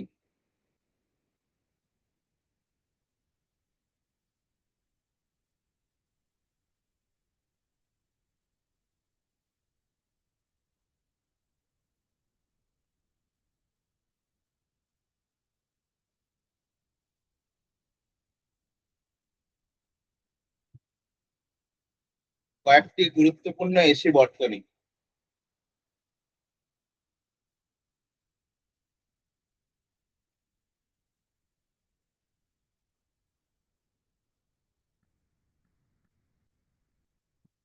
প্রথম ফার্স্ট লেগ বিশুদ্ধ রোধক বর্তনী, বিশুদ্ধ রোধক বর্তনী নাম্বার ওয়ান, বিশুদ্ধ বা আর বর্তনী লেগ, বিশুদ্ধ আর বর্তনী। তার মানে এইবার আমরা বর্তনী গুলো দেখবো এবং চ্যাপ্টারটা ভালো লাগবে আস্তে আস্তে। তার মানে এসি বর্তনী যেখানে শুধু আর লাগানো আছে, কারণ একটা রোধ লাগানো আছে খালি, এটাকে বলা হচ্ছে বিশুদ্ধ রোধক বর্তনী বা বিশুদ্ধ আর বর্তনী।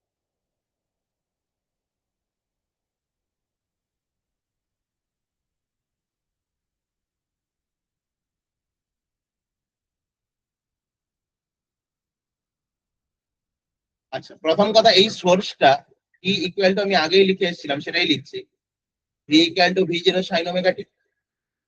তার মানে এটা তো আর ডিসি সোর্স নয় যে তুই 12 ভোল্ট 14 ভোল্ট কিছু লিখবি। তার মানে এটা সাইন বা কস ওয়েভ হবে। তাহলে V equal to V zero sine omega T. আচ্ছা, এটা দিয়ে যে কারেন্ট যাচ্ছে সেটাকে আমি বলছি ধর আই। তাহলে প্রথম লেখ উৎস, স্ট্রাকচার ছোট ছোট করে স্ট্রাকচারে মনে করে রাখবো যাতে পড়তেও ভালো লাগে। তাহলে উৎস হচ্ছে V equal to V zero sine omega T. ওর মতো সেই ইতিহাসের মতো লিখলে এমনি পড়তে ইচ্ছে করবে না। এবার তড়িৎ প্রবাহ, তার তড়িৎ প্রবাহ কি হবে বল? আমার ওহমের সূত্র, সেটা তো আর আলাদা যাবে না। তাহলে আই সমান কি হবে, ভি বাই আর, একটু আগেও দেখালাম। তাহলে V zero sine omega T by R, এই ভি জিরো বাই আরটাকে কি বলবো, I zero sine omega T, I zero sine omega T.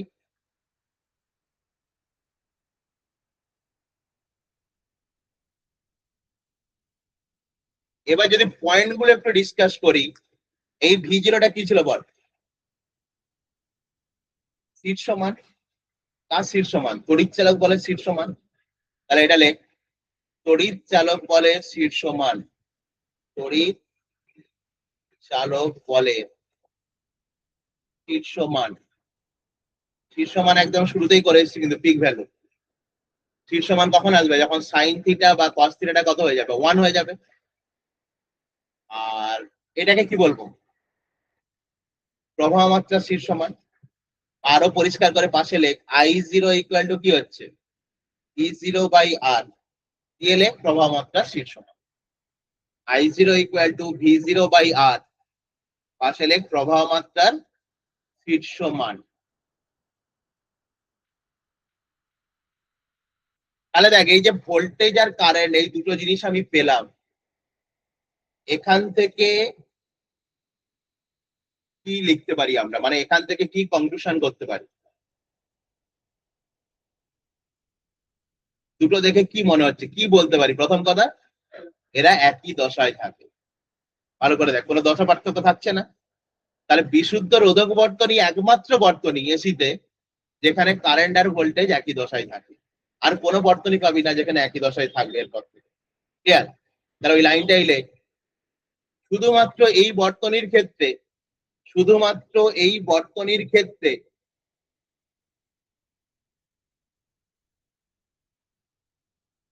V এবং আই, ভি এবং আই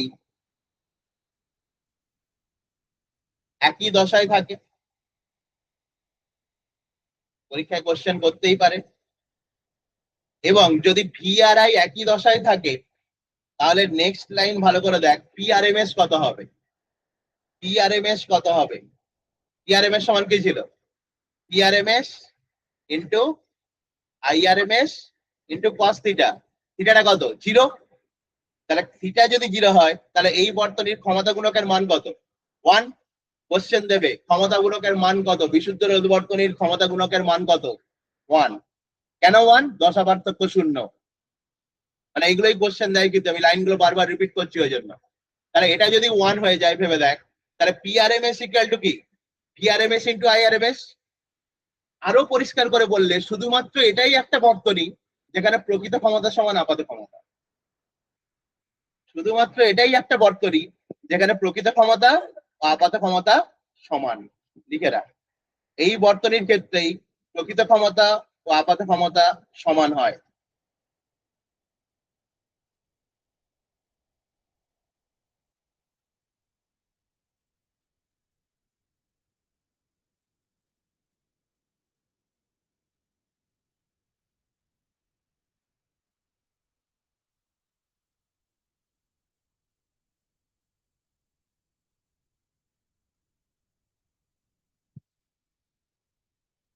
হয়েছে?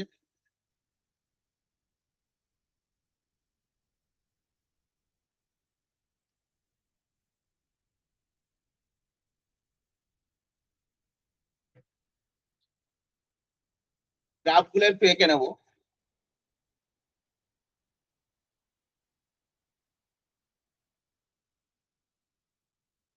ওই দিকে ফ্যান আগে মিনময় উত্তর দিতে পারি কিনা দেখ, একটা কোশ্চেন করি। খালি খালি ওর উপরে ফ্যান ঘুরিয়ে কি হবে? পড়াশোনা করে না। হ্যাঁ, এবার দেখ, তাহলে যদি আমি গ্রাফটা আঁকি, দুটোই তো সাইন ওয়েভ, গ্রাফটা সুন্দর করে আঁকবো। ভালো করে দেখ, এই যে দুটো কালার আলাদা আছে, দেখ এখানে এখানে পরিষ্কার করে কি দেখিয়েছে তোকে, কোন ভ্যালুটা কম। এই লাল যেটা আছে এইটাকে কি লিখেছি? I0। সবুজ যে কালারটা সেটা কার গ্রাফ? কারেন্টের। আর লাল যে গ্রাফটা আছে সেটা কার গ্রাফ? তড়িৎ চালক বল। এরকম হলো কেন, যে একটার বিস্তার কম একটার বিস্তার বেশি? আর এই জন্যই হলো, কারণ আই সমান কি বলছিস বল? আই সমান কি বললি? V0/R। আর এর মান তো ধনাত্মক। তাহলে তুই এই ভ্যালুটা সবসময় কি হবে, এটা ভাগ করে দিচ্ছিস, তার মানে অ্যাকচুয়ালি I0 এর মানটা কি হয়ে যাবে? I0 সবসময় কি হবে? লেস দেন এটা বল। এই জন্য I0 লেস দেন V0 মানে কি? যেটার বিস্তার কম সেটাই কি? কারেন্ট। যেটার বিস্তার বেশি সেটা হচ্ছে তড়িৎ চালক বল। এবার আমি ভি দিয়ে লিখেছি, তুই এটাকে কি লিখবি? V equal to V0 sine omega T. কোনো অসুবিধা নেই। বোঝা গেছে? মানে অনেক সময় গ্রাফিক্যাল কোশ্চেনও দিতে পারে, গ্রাফগুলো পরিষ্কার হতে হবে। এবং দেখ, এরা কেন বিস্তার সমান?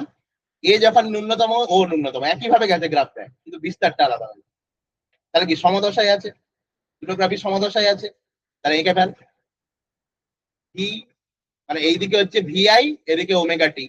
দুটো গ্রাফ আগে ড্র করে ফেল। দুটোই সাইন গ্রাফ, এমন কিছু ব্যাপার নয়।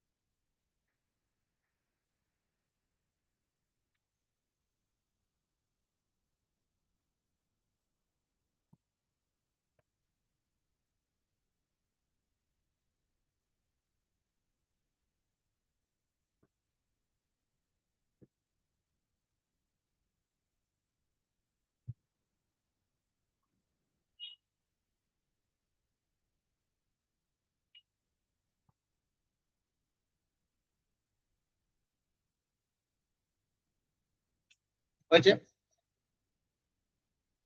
এরপরে যেটা আমরা ড্র করব, মানে কি কি পয়েন্ট গুলো ড্র করছে একটু মাথায় রাখ, কারণ প্রত্যেকটা সার্কিট একই রকম হবে। এর এরপরে যেটা ড্র করব সেটা হচ্ছে ফেজর ডায়াগ্রাম। একদম নতুন জিনিস, ফেজর ডায়াগ্রাম বা দশা চিত্র। দশা চিত্র নামটা শুনতে খুব ভালো, দশা চিত্র, ফেজর ডায়াগ্রাম, দশা চিত্র।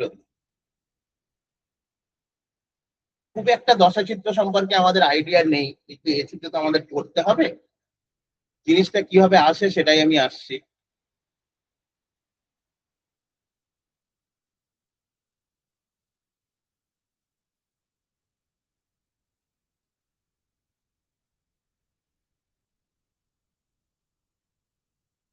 বেসিক্যালি এখানে কি হয়, একটা ধর ওয়াই অক্ষ, একটা এক্স অক্ষ, এখানে ওয়াই এক্স এইভাবে আমরা কোঅর্ডিনেট লিখি। এবার দেখ, আমি আমি এখানে এখানে অ্যাঙ্গেল দিয়ে দিয়ে বোঝানো হয়, একটা বুঝে গেলে মোটামুটি বুঝতেই পারবি। তাহলে ধর আমি প্রথম কাকে আঁকবো, প্রথম কাকে নিয়েছিলাম বল, ভোল্টেজ।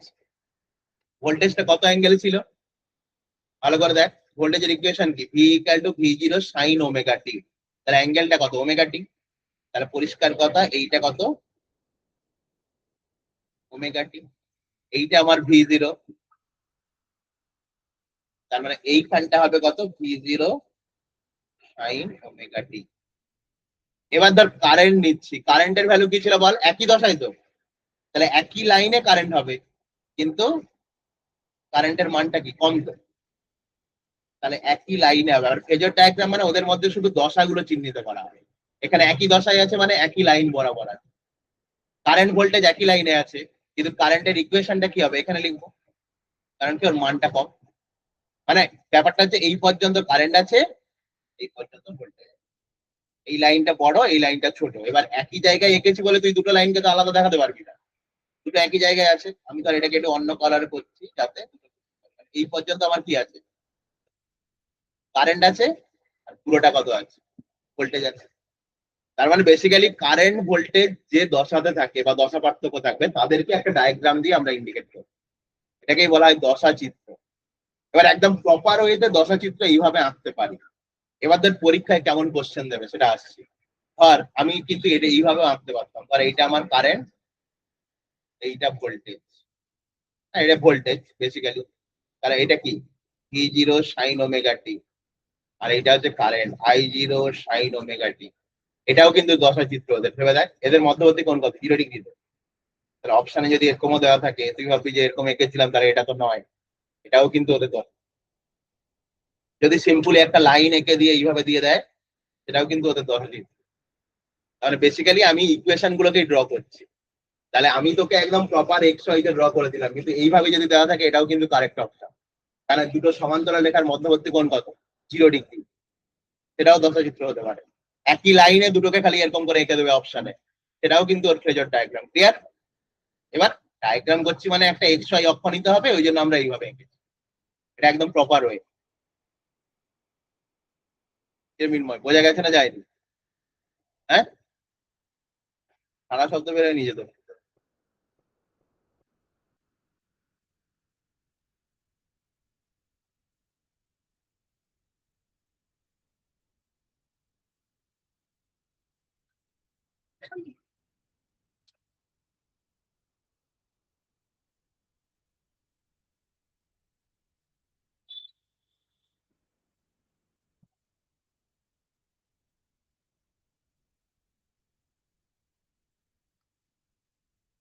এবার লাস্ট যদি কিছু কোশ্চেন দেয় এখান থেকে, কি দেবে না, রোধের সঙ্গে কম্পাঙ্কের লেখচিত্র।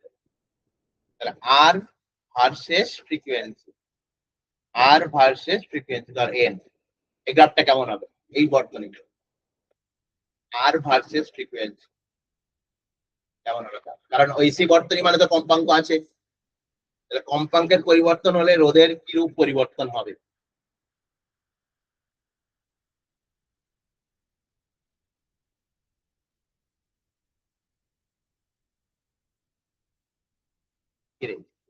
কিরূপ পরিবর্তন হবে,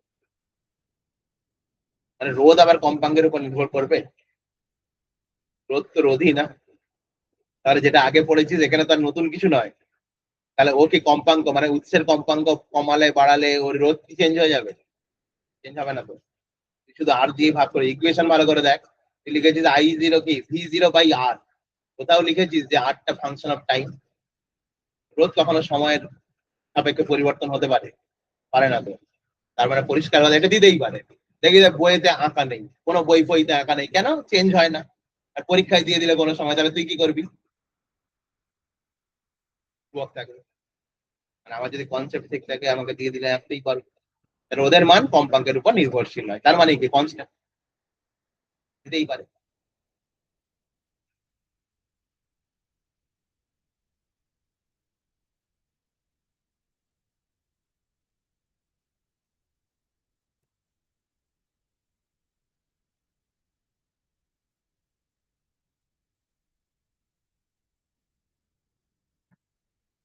হয়েছে? লিখছে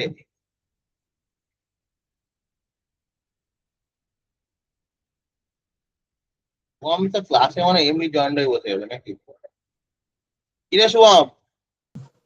হ্যালো। আজকে তো বৃষ্টি হচ্ছে না। হ্যাঁ আছি তো ক্লাসে।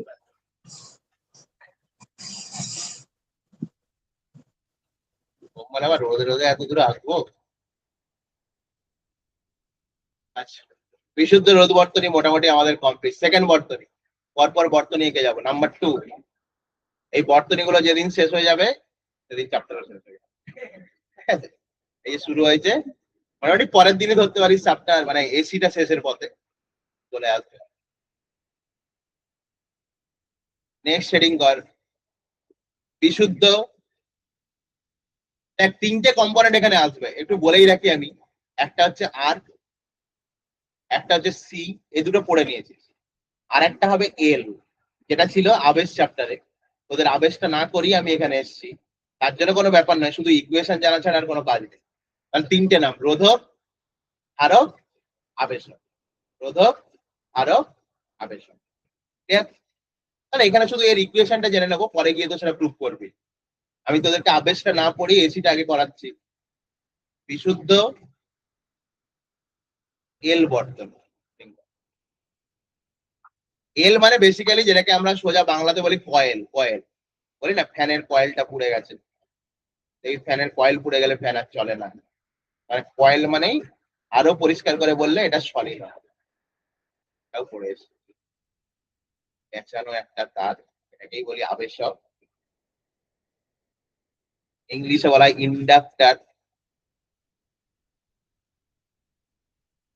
মানে রোধের মতনই কিন্তু রোধ নয়।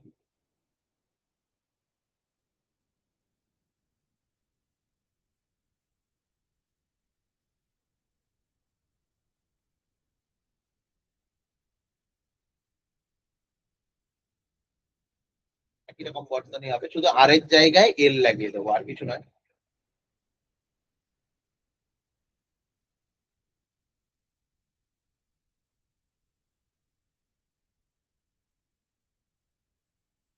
আচ্ছা, এখানে একটু যেহেতু তোদের ওই দিকের ক্লাসটা হয়নি, আমি একটু ছোট করে ব্যাপারটা বলে রাখি। ক্লাস 10-এ পড়েছিলাম আমরা ফ্যারাডের সূত্র। ফ্যারাডের সূত্রতে বলা হচ্ছিল এফসাই ইকুয়াল টু, হ্যাঁ তখন এত ফ্লাক্স ফ্লাক্স বুঝিসনি। দেখ তড়িৎ ফ্লাক্স কত ছিল, আমি আগে তড়িৎ ফ্লাক্স থেকে আসি। তড়িৎ ফ্লাক্স কত ছিল বল, ই ইন্টু এ, পড়েছিলাম তো। তাহলে চৌম্বক ফ্লাক্স কত হবে, বি ইন্টু এ। তড়িৎ চালক বল, এটা থেকেই শুরু করবো, বি ইন্টু এ। আর মনে রাখবি এফসা সমান অ্যাকচুয়ালি কি হয়, ডি ফাই ডি। এফসা সমান কি হয়, ডি ফাই ডি। এবার, এবার এটা যেমন বি ইন্টু এ হয়, এল দিয়ে লিখতে গেলে এটা সমানই হয় এল ইন্টু আই। জাস্ট এখন ইকুয়েশনটা জেনে রাখ, এগুলো সব আমরা দেখতে পাবো ওই চ্যাপ্টারে। তাহলে এল ইন্টু আই, আবেশককে কি দ্বারা ইউনিট করা হয়, এল দ্বারা। L into I. তাহলে আমাকে বল, এখানে যদি আমি ভ্যালু বসিয়ে দিই তাহলে কত আসবে, এলটা তো কনস্ট্যান্ট, তাহলে এল ডিআইডিটি, এটাই হবে তড়িৎচালক বল। কোথায় তড়িৎচালক বল, না আবেশকে কত তড়িৎচালক বল উৎপন্ন হবে। যেমন তোকে আমি এতদিন রো দেখে দিতাম, তুই কি বলতি এখানে কত হবে, ভি সমান আই আর, এটা লিখতাম তো। যে বিভব প্রভেদ কত হবে, তুই বলতে ভি সমান আই আর, এভাবেই ক্যালকুলেট করতাম। তাহলে আবেশকের মধ্যে দিয়ে যখন ক্যালকুলেট করতে যাবি তখন কত, এল ডিআই ডিটি। এবার লেন্সকে ভুলে গেলে হবে না। লেন্সে কি বলেছিল, সবসময় উৎপন্ন তড়িৎচালক বল নিজের সৃষ্টির কারণকে বাধা দেয়, তাহলে অবশ্যই এখানে একটা মাইনাস হবে। বেসিক নলেজ আমাদের একটু আছে, ওই জন্য ওই চ্যাপ্টারটা না পড়েও আমরা এটা লিখে নিতে পারি। এটা দেখাবো একদম, যখন আবেশ পড়াবো তখন এই এটা দেখাবো কি করে আসছে।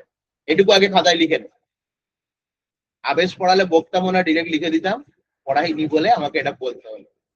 এইটুকু লিখে রাখ আপাতত, এই লাইনটা কি করে আসছে মনে থাকবে। আর 3-4 দিন মধ্যে হয়তো আবেশ পড়ে নিবি।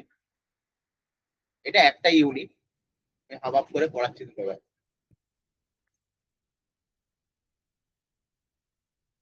এটা একটা সুবিধা হয়েছে, যারা ফাঁকি মেরে অ্যাকচুয়ালি অনলাইন ক্লাস করতে যাচ্ছে তো তারা এমনিও কনফিউজ।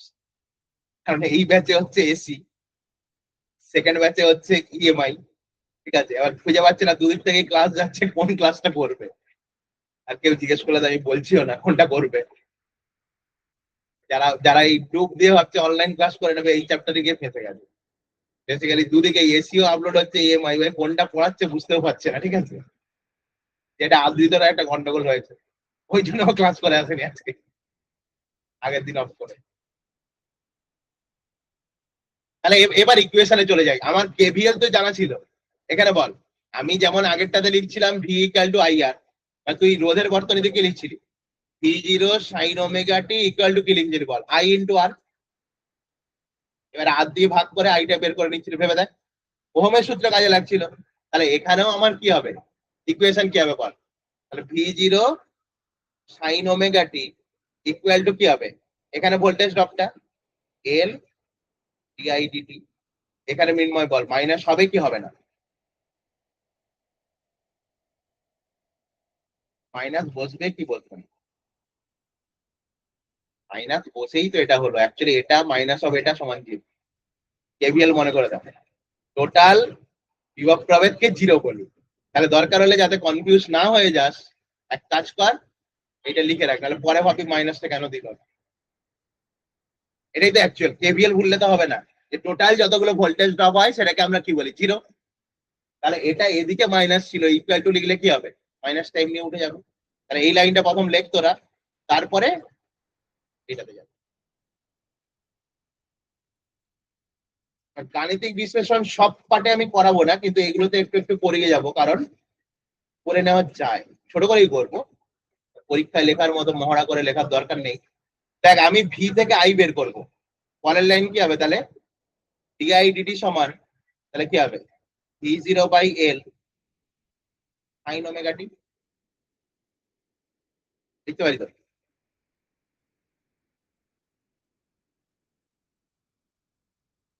নেক্সট লাইন, তাহলে ডিআই সমান কি হবে, V zero by L sine omega T dt. বুঝতেই পারছিস কি করতে হবে, ইন্টিগ্রেশন করতে হবে। তাহলে এটা 0 টু আই করে দে, এটা 0 টু টি করে দে। তাহলে আই ইকুয়াল টু কি দাঁড়াচ্ছে, ভি জিরো বাই এল, সাইনের ইন্ডিকেশন করলে কি হয়, ওমেগাটা বেরোবে প্রথম। তাহলে minus cos omega T by omega, integration পাশে গুণ হয়, ডেরিভেটিভের পাশে গুণ হয়, ইন্টিগ্রেশনে ডিভাইড হয়।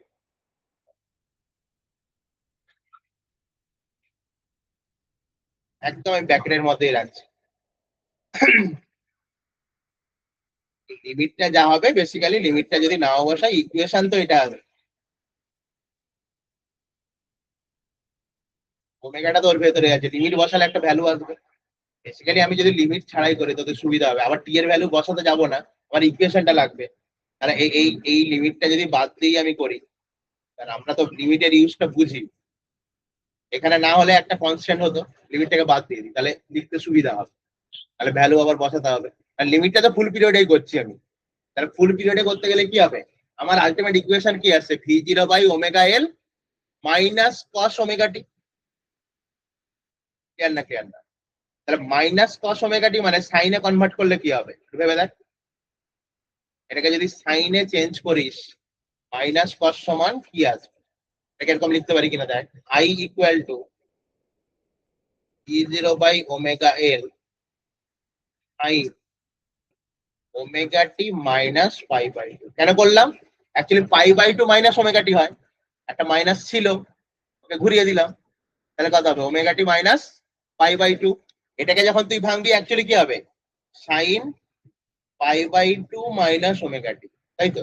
90 মাইনাস থিটা করলে কস হয়, সামনে একটা মাইনাস ছিল, এই মাইনাসটাকে সাইনের ভিতরে ঢুকিয়ে নেয়, তাহলে কি হয়ে যাবে? পাই বাই 2 মানে omega T minus pi by 2।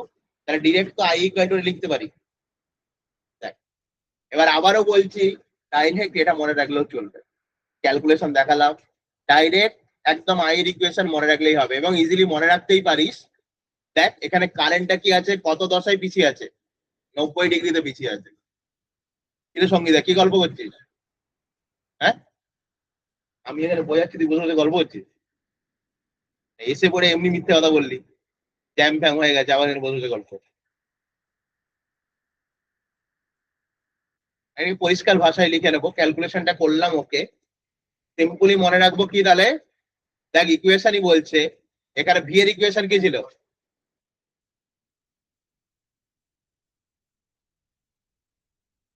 মানে আমি পূর্ণচক্রই তো নিচ্ছি, ফুল পিরিয়ডেই তো নিবো কোনো কিছু। আর তুই যখন 0 to t নিবি, সাইন অফ কস অফ, তখন ওই টি এর ভ্যালুটা capital T বসাবি, 2 pi by T বসিয়ে দিবি, একটা ভ্যালু আসবে। আর আমি যদি কোনো লিমিট নাই নি, সেখানে আলটিমেট কি হবে? টিটা টি থাকবে, কোনো অসুবিধা নেই। হ্যালো, এখনো পড়াচ্ছি, তারপরে ওই জন্যই আমি লিমিটটা সরিয়ে দিলাম। লিমিট না বুঝে সিম্পলি ইন্টিগ্রেশনের স্ট্রাকচারটা বল, যে আমার সাইনের ইন্টিগ্রেশন হলো, ওই জন্য কি হলো? Minus cos.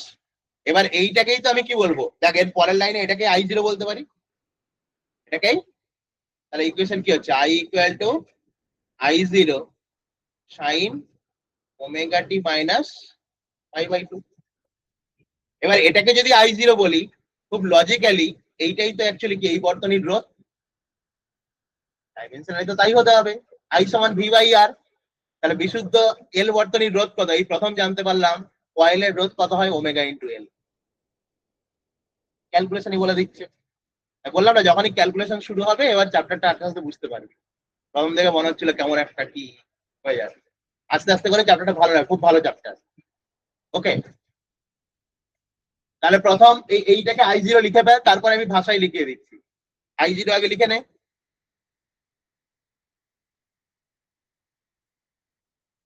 তাহলে প্রথম লাইন লেখ, এক্ষেত্রে প্রবাহ মাত্রা বিভব প্রভেদের সাপেক্ষে পাই বাই 2 দশাকোণে পিছিয়ে থাকে।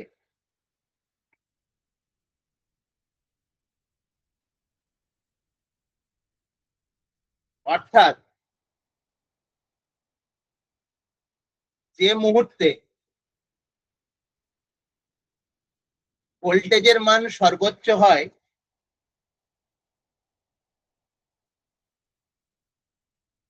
তার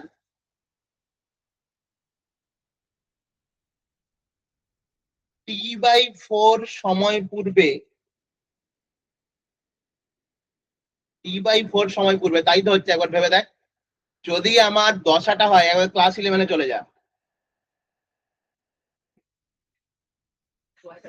এই টোটালটা কত ছিল? 2 পাই, এটা কত ছিল? পাই, এটা ছিল পাই বাই 2।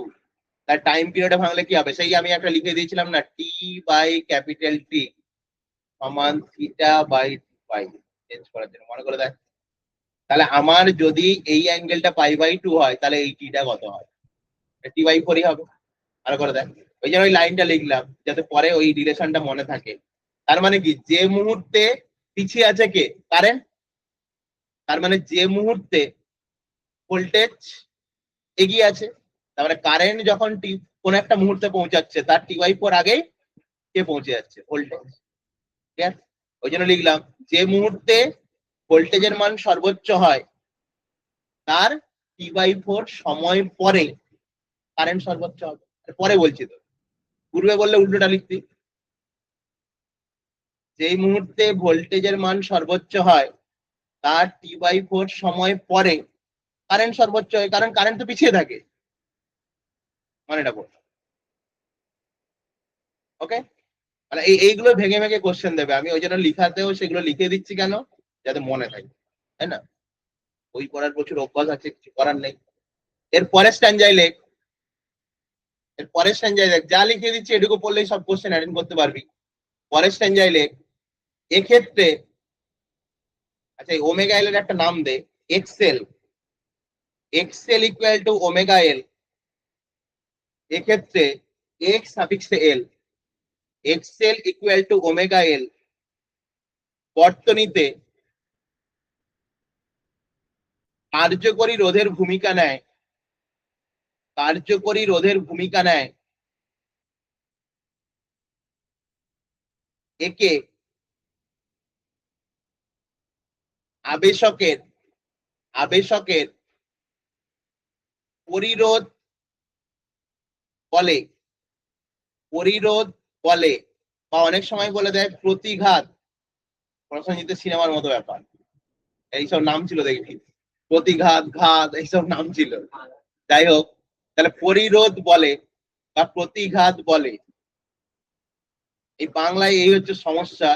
ইংলিশে একটাই লাইন লেখা হয় রিঅ্যাক্ট্যান্স, রিঅ্যাক্ট্যান্স, ওটা রেজিস্ট্যান্স, আর এর ভ্যালুকে কি বলছিলাম, রেজিস্ট্যান্স, এটাকে বলি রিঅ্যাক্ট্যান্স। ঠিক আছে, ইংলিশ বাংলা দুটোই থাকবে, আবার হিন্দিও থাকবে, কোনো চাপ নেই। ঠিক আছে, বোঝা গেছে? কারণ এই ওমেগা এলটা কোথা থেকে, ওই ইকুয়েশন থেকে কম্পেয়ার করে লিখলাম। এবার এর থেকেও ভালো জিনিস লিখবো, সুরজিৎ আবার গল্প করছিস দেখবি। আচ্ছা এবার বল, এই আবেশকের মধ্য দিয়ে ডিসি প্রবাহ যেতে পারবে কি পারবে না? এই আবেশকের মধ্য দিয়ে ডিসি কারেন্ট যেতে পারবে কি পারবে না? তুই বলবি এসি পড়ছি কেন ডিসি ভাববো, ভাবতে হবে ডিসি কারেন্ট যেতে পারবে কি পারবে না। তাহলে একটা স্টার চিহ্ন দে, লেখ ডিসি প্রবাহের ক্ষেত্রে, ডিসি প্রবাহের ক্ষেত্রে কে শূন্য, খুব সহজে ভেবে দেখ, ডিসি প্রবাহের ক্ষেত্রে কে শূন্য, ওমেগা শূন্য, কারণ কম্পাঙ্ক থাকে না। ডিসি প্রবাহের ক্ষেত্রে কম্পাঙ্কের মান শূন্য, তাহলে কে শূন্য, ওমেগা শূন্য। ওমেগা যদি শূন্য হয় এক্সেল কত হবে, জিরো। তাহলে ডিসি প্রবাহের ক্ষেত্রে রোধ শূন্য হয়ে যায়, আরো ভালো করে ডিসি প্রবাহ যেতে পারবে। এসি যতটা না ভালো যেতে পারবে, ডিসি তার থেকে ভালো যেতে পারবে কয়েলের মধ্য দিয়ে। তাহলে ওমেগা ইকুয়াল টু জিরো, অর্থাৎ এক্সেল ইকুয়াল টু জিরো, কারণ রোধের মান শূন্য হয়ে যাচ্ছে, অর্থাৎ ডিসি প্রবাহ আবেশকের মধ্য দিয়ে খুব সহজেই যেতে পারে, ডিসি প্রবাহ আবেশকের মধ্য দিয়ে খুব সহজেই যেতে পারে, খুব সহজেই যেতে পারে। এটা কিন্তু দিতে পারে কোশ্চেন, ক্লিয়ার? দেখ আমি আগে যে যে পয়েন্ট গুলো বের করেছিলাম এখানে করছি, এবার পিআরএমএস বের কর। এখানে তো বের করানোর কিছুই নেই, কত হবে পিআরএমএস, থিটার ভ্যালু কত, 90 ডিগ্রি, পিআরএমএস কত হয়ে যাবে, জিরো। এই জন্য লিখে এসেছিলাম এখানে ওয়াটবিহীন প্রবাহ পাওয়া যায়। দেখ লিখেছিলি বিশুদ্ধ আবেশক বর্তনীতে ওয়াটবিহীন প্রবাহ পাওয়া যায়, কেন, দশা পার্থক্য শূন্য। একটু আস্তে আস্তে গেলে দেখবি খুব সুন্দর লিঙ্ক হয়ে যাবে, টাইম দিতে হবে চ্যাপ্টারটায়। তাহলে লিখে রাখ পিআরএমএস কত হবে, জিরো, আর ফর্মুলা আমরা লিখছি না। ক্লিয়ার? এবার আগের সঙ্গে একটু কম্পেয়ার করে দেখ, শুধুমাত্র তিনটে গ্রাফ বাকি আছে, বাকি সব করে ফেলেছে। কি কি না, ভিআই লেখচিত্র, দশাচিত্র, আর ওই এক্সেল এর সঙ্গে ফ্রিকোয়েন্সির গ্রাফ। তাহলে প্রথম আমরা গ্রাফটা এঁকে নেবো, সাইন ওয়েভ, এখানে কি হবে, ইকুয়েশনটা দেখলে বুঝতে পারবি, গ্রাফ গুলো রাখতে যাচ্ছি না, তোদের সহজে এঁকে ফেলবি। হ্যাঁ, মানে বুঝতে হবে আগে, ভি এর ইকুয়েশন কি ছিল, শুধু sine wave, V equal to কি বলছিস, V zero sine omega T. আর আই এর ইকুয়েশন কি ছিল, ভালো করে দেখ, minus cos omega T. Minus cos মানে কি, কসটা কোথা থেকে শুরু হবে, ঋণাত্মক থেকে শুরু হবে, কসটা ঋণাত্মক থেকে শুরু হবে। ক্লিয়ার? তাহলে প্রথমে এটা এঁকে ফেল, আর আমরা ভি দিয়ে লিখেছি, তুই ভি জিরো লিখবি, আর তো কিছু নয়, V equal to V zero লিখবি, এটাকে এঁকে ফেল।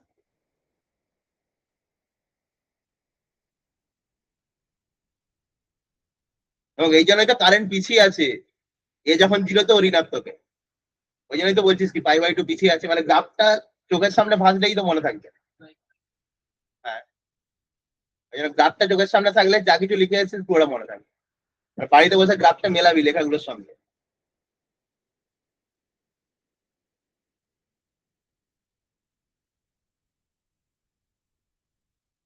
এবং মনে রাখবি কম্পিটিটিভ এক্সামে এর সব থেকে যেটা ইম্পর্টেন্ট কোশ্চেন আছে সেটা হচ্ছে ফেজ ডায়াগ্রাম দিয়ে। ফেজ ডায়াগ্রাম গুলো ভালো করে বুঝলেই এসি হয়ে যায়। আস্তে আস্তে আসবে। আজকে এল বর্তনীটা শেষ করে দিচ্ছি। তোদের বাড়ির পড়া কি থাকবে, সি বর্তনী এল যেভাবে লিখেছি সি এর সেই পয়েন্ট গুলো বই পড়ে সেইভাবে লিখে নিয়ে হবে। আমি দেখবো একদম একই জিনিস হবে তো, শুধু কি হবে আমি 1 মিনিটে রিক্যাপ করে দেবো যে কি কি লাইন গুলো আসবে।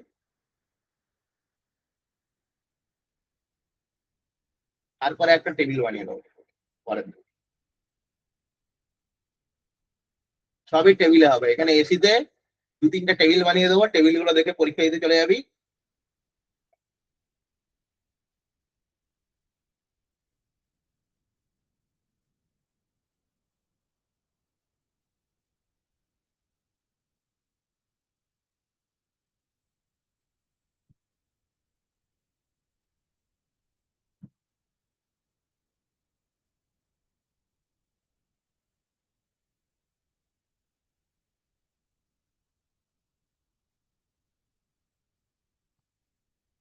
হয়েছে?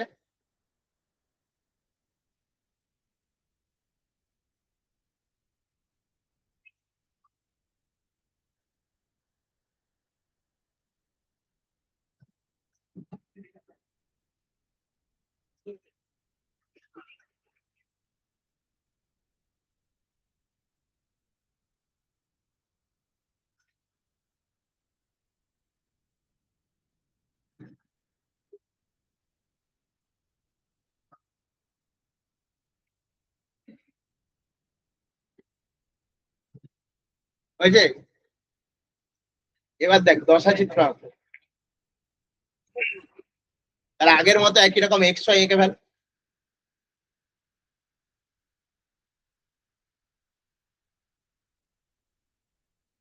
এটা কি ছিল? এক্স, এটা ওয়াই।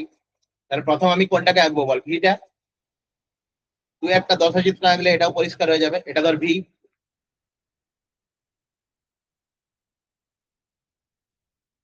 কত কোণ করে আছে? Omega t. এল এর ভ্যালু কি বলছিস বল? Omega T minus π/2। Minus minus কখন হয়? কোন দিকে গেলে মাইনাস হয়? ঘড়ির কাঁটার দিকে ঘুরলে। কোণের ভ্যালু মনে করে দেয়। ঘড়ির কাঁটা উল্টো দিকে গেলে প্লাস হয়। একদম বেসিক ক্লাস, একদম সেই বেসিক ম্যাথ মনে এখান থেকে শুরু করেছিলাম 11। ঘড়ির কাঁটা উল্টো দিকে গেলে প্লাস হয়, দিকে গেলে মাইনাস হয়। তাহলে আমাকে যখন মাইনাস বলেছে আমি কোন দিকে যাব? এই দিকে π/2 যাব। তাহলে আইটা কেমন হবে এর সঙ্গে? কিন্তু ভ্যালুটা একটু ছোট হবে, ভালো করে ভেবে দেখ। কারণ I0 সমান কি? V0/ওমেগা এল। তাহলে I0 এর ভ্যালুটা কি হবে? ওর থেকে সামান্য ছোট হবে। তার গ্রাফটা কেমন হচ্ছে অ্যাকচুয়ালি? এটাকে যদি নিচে আমি টেনে দিই, এই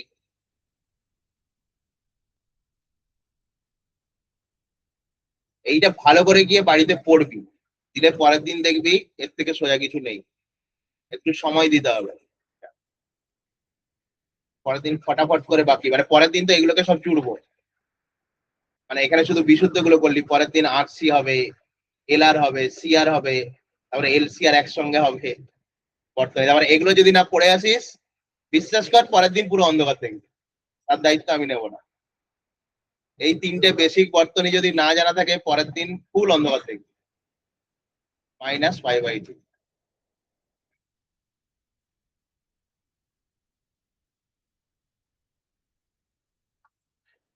টর্চ লাইন নিয়ে আসবি। আমার পেকেজিস তুই। হ্যাঁ, রূপম যথেষ্ট ভালো, তুই ভুলভাল কথা বলবি না।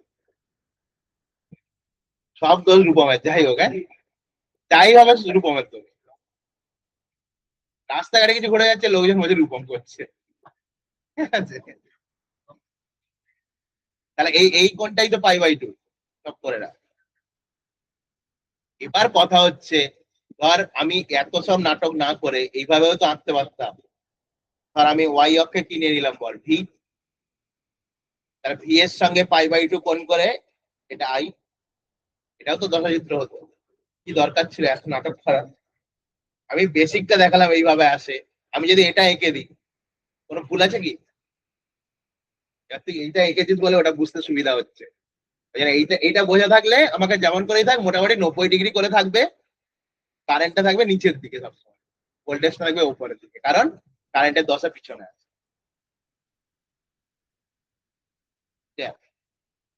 হয়ে গেল।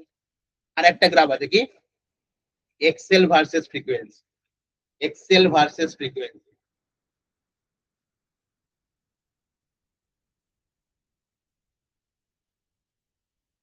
এটা ধর এক্সেল, এটা কি ফ্রিকোয়েন্সি। এক্সেল এর ইকুয়েশন কি ছিল? XL equal to omega L equal to 2 pi N L, ফ্রিকোয়েন্সির সঙ্গে তো সমানুপাতিক।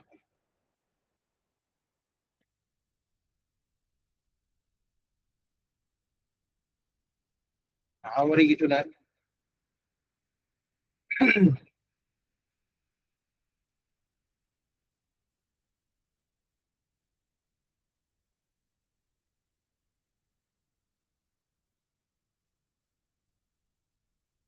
প্রত্যেকটা পড়ানোর হিসেব আছে। কেন আমি এল করে দিলাম, সি বাড়িতে পড়া দিলাম, কারণ সিটা তোরা জানিস। তাহলে বাড়ির পড়া কি থাকবে, বিশুদ্ধ সি বর্তনী। আমি ছোট করে 1 মিনিট বলে দিচ্ছি যাতে লিখে আনতে পারিস। একদম তোরা এল বর্তনীটা ফলো কর, এটা আঁকা হয়ে গেছে তো? এল বর্তনী যেভাবে লিখেছি খাতাটা দেখতে থাক, আমি সি বর্তনী বলে যাচ্ছি।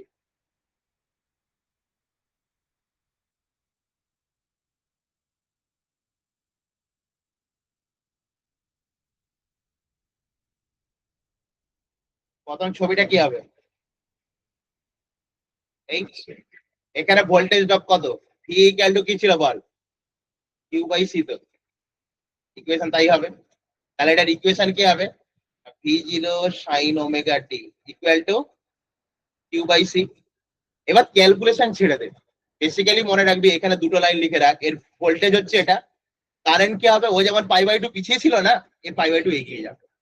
তাহলে এর কারেন্টটা কি হবে, আই সমান I0 sign omega T plus π/2। এটুকু লেখা থাকলে বাকি বৈশিষ্ট্য লিখতে পারবি তো সব। ও যেমন পিছনে ছিল এ কি হবে, এগিয়ে থাকবে।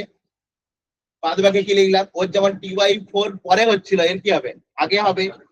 মানে একই রকম ভাবে পুরোটা লিখে যাবে।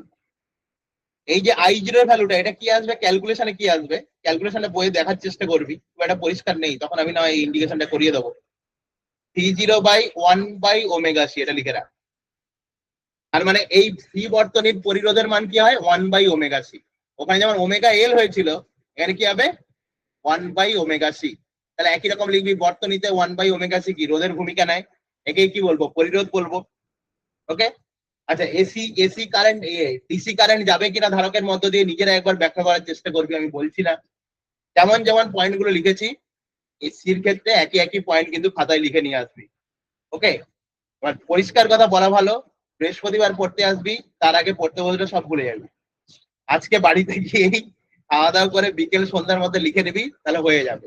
আর আজকে মনে আছে, নাহলে পরে দেখবি আর কিছু মনে আসছে না, লিখে আনবি না, বেকার ঝাড় খাবি।